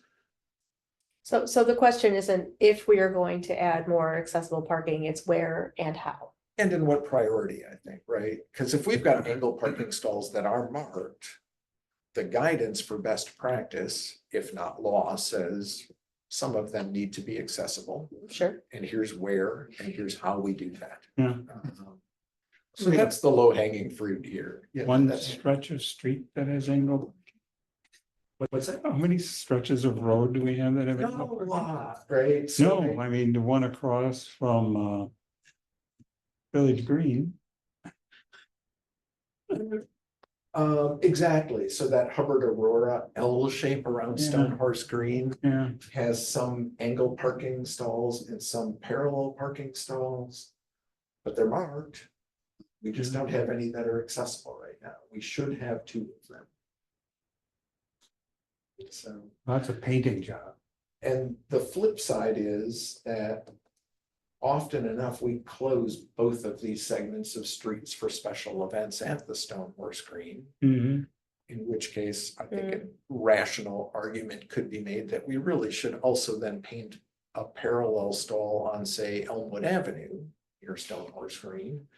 So there's at least one accessible spot then, even when we close the road, Right, whether we have to or not.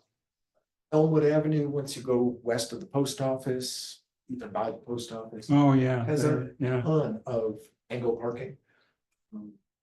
I don't believe that it's got any accessible stalls marked, signed. no, No, it doesn't, doesn't. Deming and Greenway Station does, so we're good there. Tribeca Drive, we're not good. And then Lake Street, we're actually talking about adding 2 parallel stalls when we rebuild that road this summer. We really only needed 1, but we're doing a little better than. it's a park. It's a park. There you go. It'll Yeah. just- And then, so I was looking at a couple other spots where we've got facilities that are served by parking lots. So there's a provision too that says, well, you don't really need to worry too much about on-street accessible parking if you have something even better close by, whatever that means exactly. So I was just looking at aerial photos. I need to do some field work to take actual counts of stuff. But I think for many of our facilities, we're in reasonably good shape having accessible stalls in parking lots where we don't just sort of push people out into the street to get onto the sidewalk. We're doing better than that. And we don't need to make that a high priority for on-street then. We've got some other areas that I was looking at that are not associated with any parking lots. So the only parking is on street. A lot of these are smaller and neighborhood parks with the presumption that people are walking, but certainly not everybody's walking to every place. So I was taking different measurements here of sort of block lengths and then dividing by 20 feet to just say, well, how many stalls are required, whatever that means. In some cases, that may make sense. In some cases, I think it just yields nonsense. That, you know, some of these littler parks probably just don't need 2 accessible parking spots. 1 would probably suffice. And that's where we start getting more into, well, what's required and what do we want to do? Yeah, I think we need a clearer idea of what's actually required before we make a decision there. Right, and these areas by and large are not signed or metered, you know, so they fall outside Marked, are of they what. marked? No, No, No, it's no. just, you know. so they park- fall outside of what ProAg would Yeah. call the need for an accessible spot. Yeah, Exactly. That doesn't mean we shouldn't or don't want to. You know, so I put them on the board, but as a lower priority, because it might take us a little while to get to this. Yeah. So that's as far as I got, is just getting some thoughts on paper and showing what I looked into at least. But I don't really have anything solid to look at other than the guidance in ProAg right now. I think we gotta wait for legal advice. Yeah, Yeah, that was my only note here to make sure to bring up to the committee is first, I want to talk with the city attorney about this before coming back to you with a revised draft, but I did want to get your input too. Yeah. And since we now are going to be approving the budget for next year, none of this will get done. We might be able to get some of this. Well, again, if we're looking at paint and signs, Yeah, paint and Yeah. signs are easy, but well, right. The curb. The curb's gonna Curb be- is a different. Yeah. issue. If we have to rebuild it, again, that 14-foot dimension Yeah. comes into play. We've got an awful lot of right of way to curb dimensions that are more like 12 feet than Mhm. 14 feet. In which case ProWeg says you might just make things worse instead of better. Mhm. Just put it out on the street and get people to a curb ramp, sure. get them up.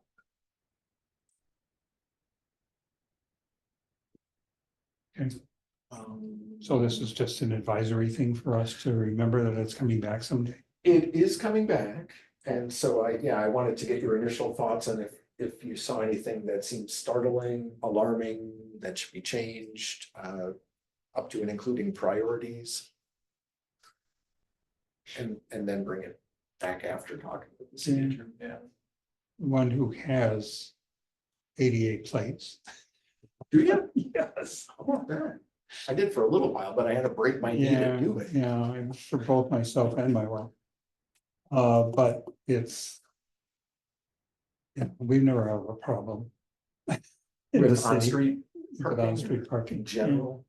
Yeah, I mean, we are both ambulatory to a certain extent. We just have to limit our ambulatory use. The distance. Yeah, matters. yes, yeah, It does, yeah. distance matters. So it's, yeah, I mean, The one thing that I do want to add is, maybe we want to loop ped bike and transit in on this. Sure. So I saw that when this comes back, we're really looking at, recommending to finance and personnel and council. So I think maybe we want to include ped bike and transit ahead of getting to that stage.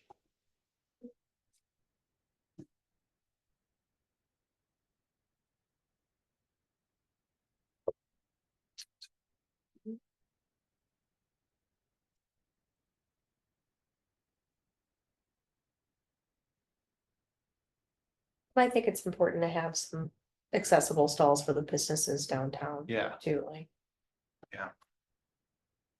You make it closer to a sidewalk, closer to a ramp, like that's. Right, but we're not sacrificing all that much. Parking space on the street to be able to accommodate. well, you talk to the commercial businesses. You are limiting parking space. Yes, yes, Bringing a different customer. Right. True. I think the sales job will be, it is required. That. we do Yeah, this. That would be the sales pitch, but it'd and I be- think we can balance Yeah. the, I mean, we were even, when we did Parmenter Street, we were looking at all sorts of things, and every time we wanted to limit parking, we got yelled at, not yelled at. Hmm. The discussion level kicked up. a little bit. Yeah. And interestingly, some of those folks came by later and said, well, but couldn't you just restrict parking 20 feet from my driveway? Because I can't see. Yeah, no, yeah, Uh-huh. yeah, That's how it true. works. So, okay, understood. All right, so yeah, we didn't have any hope of reaching any sort of resolution tonight. I just wanted to unveil it, okay, get initial thoughts. Put it on the And radar. then get it back. yep. So.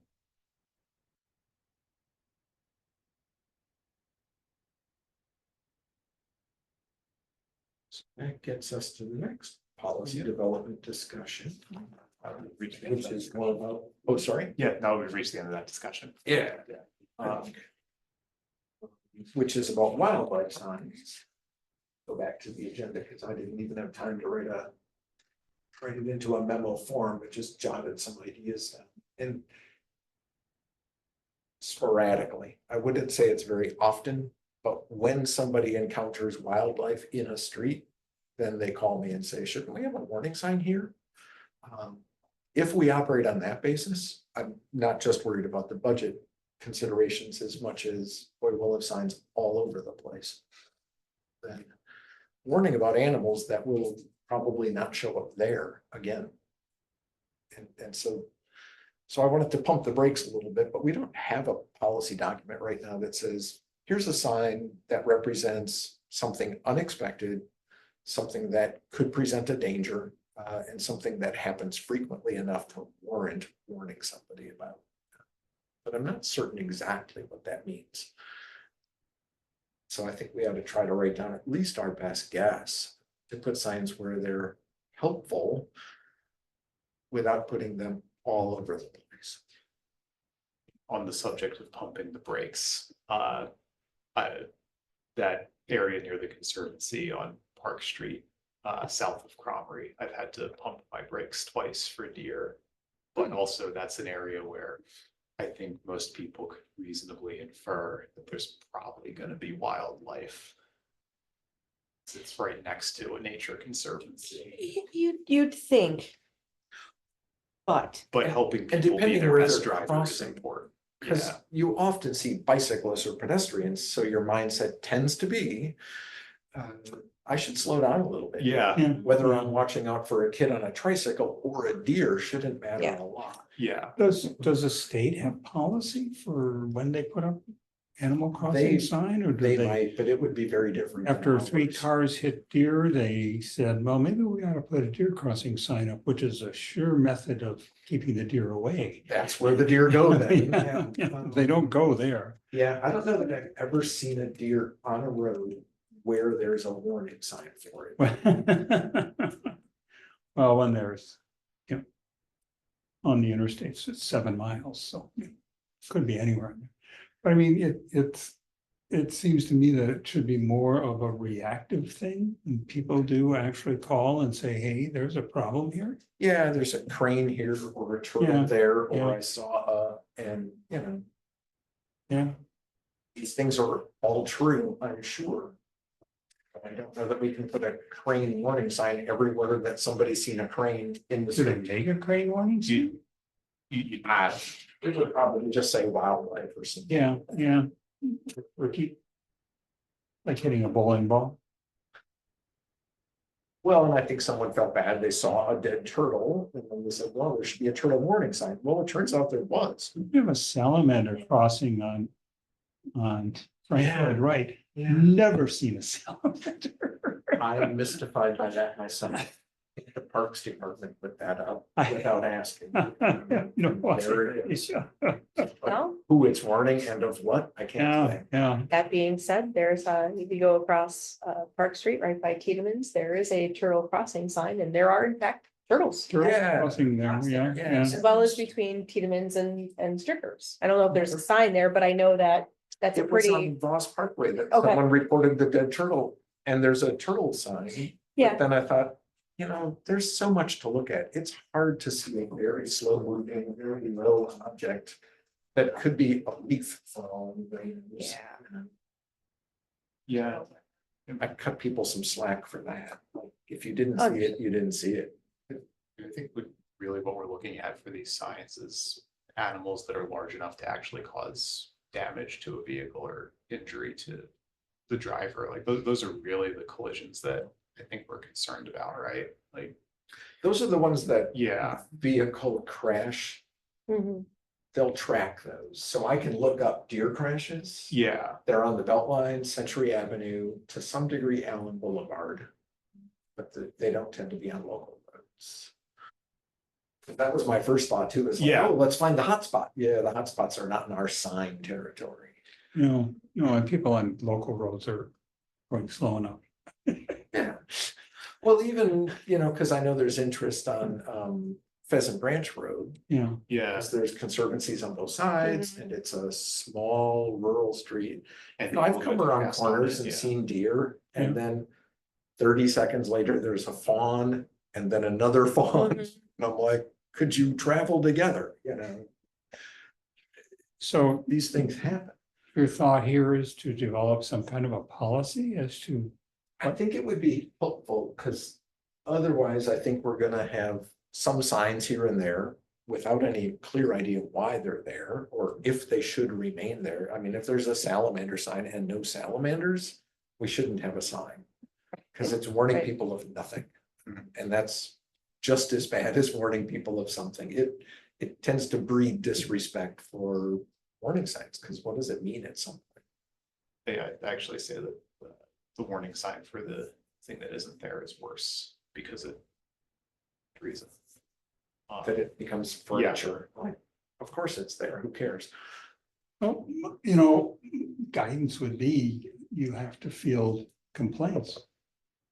And if there's, Yeah. We I mean, don't tend why to have else a would you- really good record of tracking every phone call though, because I mean, we might need. well, nowadays we have that beautiful website Yeah, for Middleton. Send us your concerns. right. It doesn't tend to track things over time either, No. to develop a trend, No. right? How are you feeling?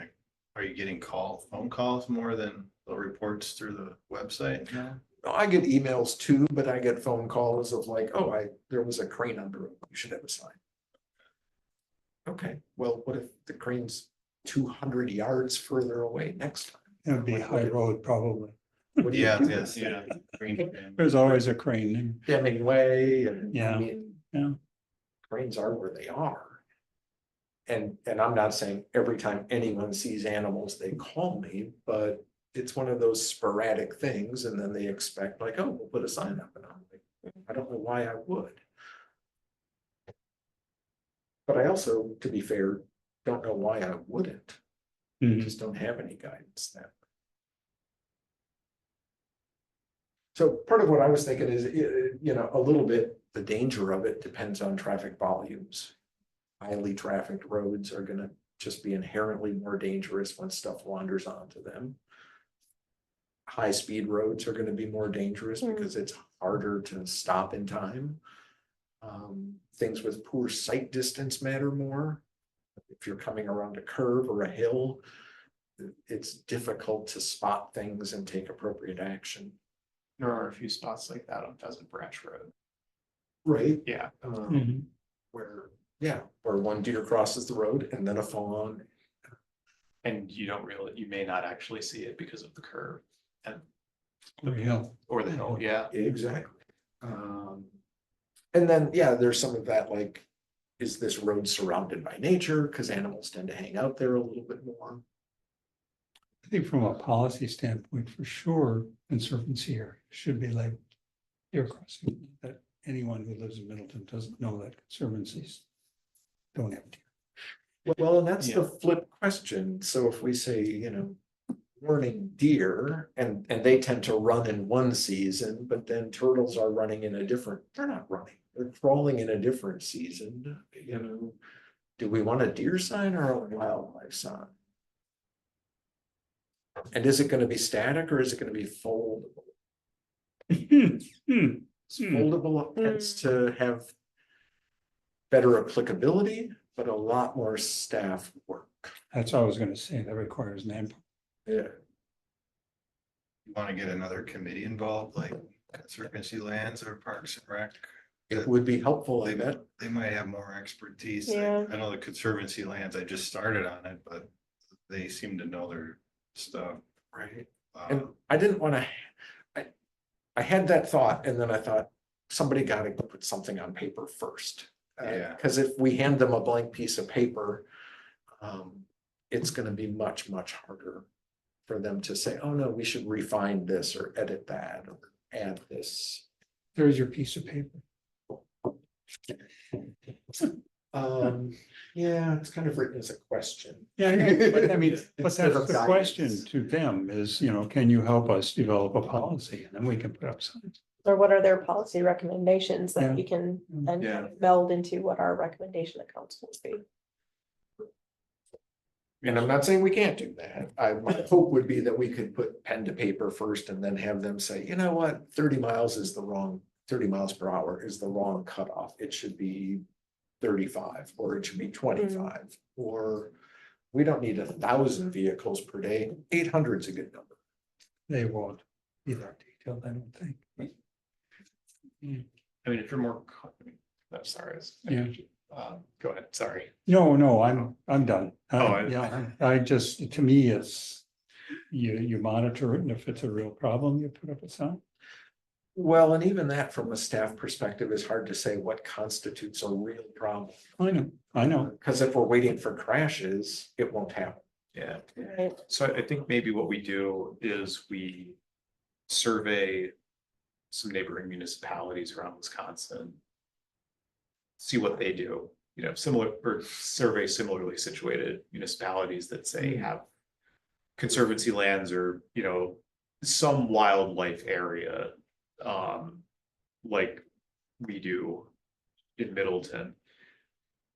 See what they do for policies, put those ideas on paper, take a look at it, and then kick it over to CLC and parks. And see what, and potentially maybe another committee as well, if there's one that jumps out to us as. Yeah. Uh, State too, you could ask the state. Yeah, we how can they ask- Determine where to put a sign, because amazingly enough, there isn't one on the bell line. No, and there is, George, The front doors are locked. the front doors are locked. It's a building. oh, it was open when I started. Yeah, Yeah, it was wonder if Did the dance crew. the dance crew. They might have. So we have Okay. to really move to get the meeting over with, so we're not in violation, of an open meeting. Yeah, let's unlock the door, and George, thanks for letting us know. Yeah, I don't know if they locked it, when they locked it. Okay. Fabulous. All right, well, let's, okay,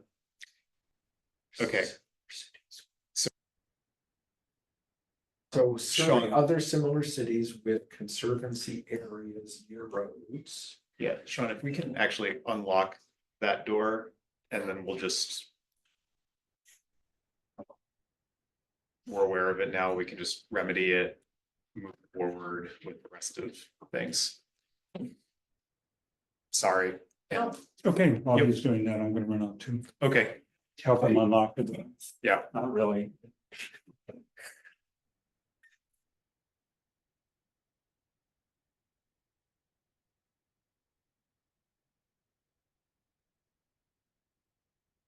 Sorry, everyone. That's, I'm glad he pointed it out. And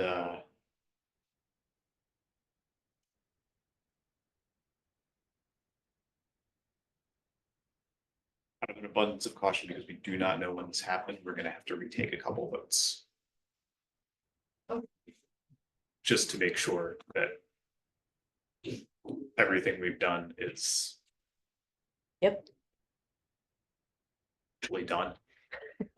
And then we need to put in a note to the dance class and facilities, because we can't have this happening over and over and over again.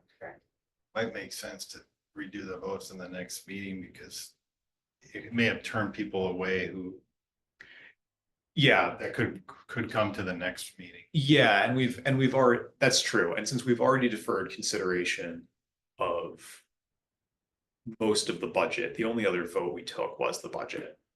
So you're right, Brandon, we Right. should just do it that way, and So we are going to revote on the budget. yeah, but we're gonna do it next meeting. Okay, And we'll just take a vote to say the one item we voted on will be considered at the next meeting as well, okay, out of an abundance of. yeah. Hey, I beat him. You have any more business anyway? I think we're pretty much close. Committees, liaison briefings, and then next agenda items. Yeah, okay. Sean, I think what we need to do, sorry to bring this organizational matter up, but we're not really sure when that door became locked. No, And but George thought it was before the bathroom break, because he said the room was empty by then. okay, so if that door became locked, then let's just make sure, let's just redo the budget. The one item we voted on for the budget, let's just have that on the agenda. For the next Which meeting. one was that? It was That was the, the operating budget, wasn't it? yeah, it was That was prior to. that was, yeah. George said he thinks the door became locked prior to break, I thought you said. Yeah, Yeah, so let's but that was, just, well, we were into Yeah. the capital budget before then. yeah, let's, I mean, I don't know when that happened. I think we should just make sure that we have the operating budget in, because we don't know for certain whether the door was locked or unlocked. And we need to, and we should put in a note for, So what do you want to do?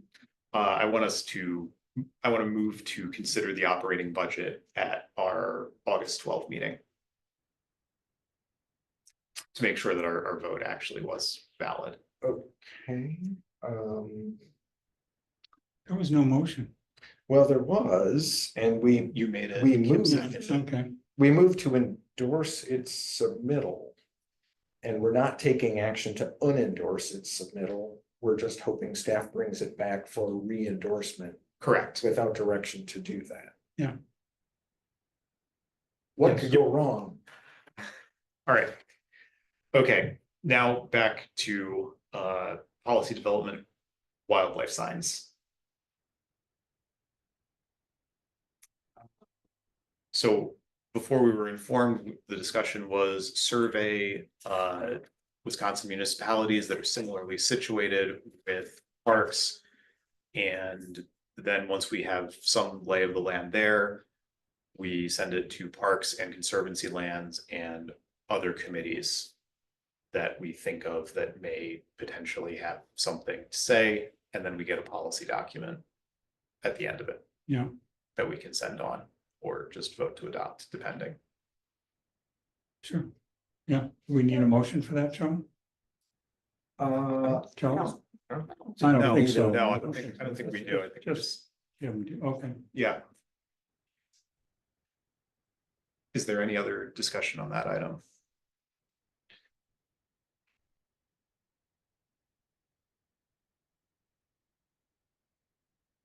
All right, I think that item's done. We'll wait for Sean to finish writing before taking up liaison briefings with no discussion or action.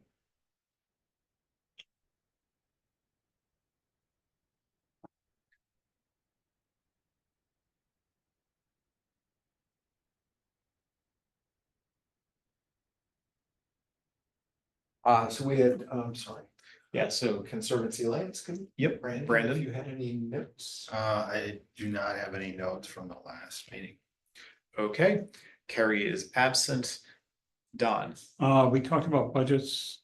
We actually looked at two budgets, one with the referendum and one without. Because the referendum's in November. So therefore, budgets are due. And then what kind of information we can make available to the public? Or the referendum.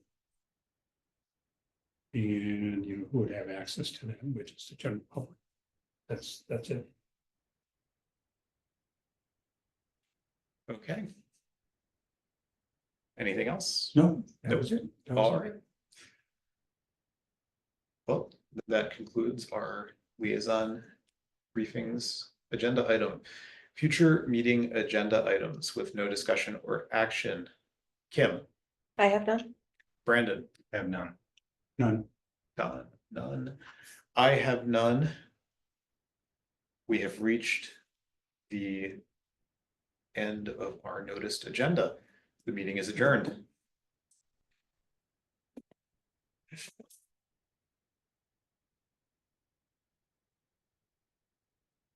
Thank you, Steph, for joining us.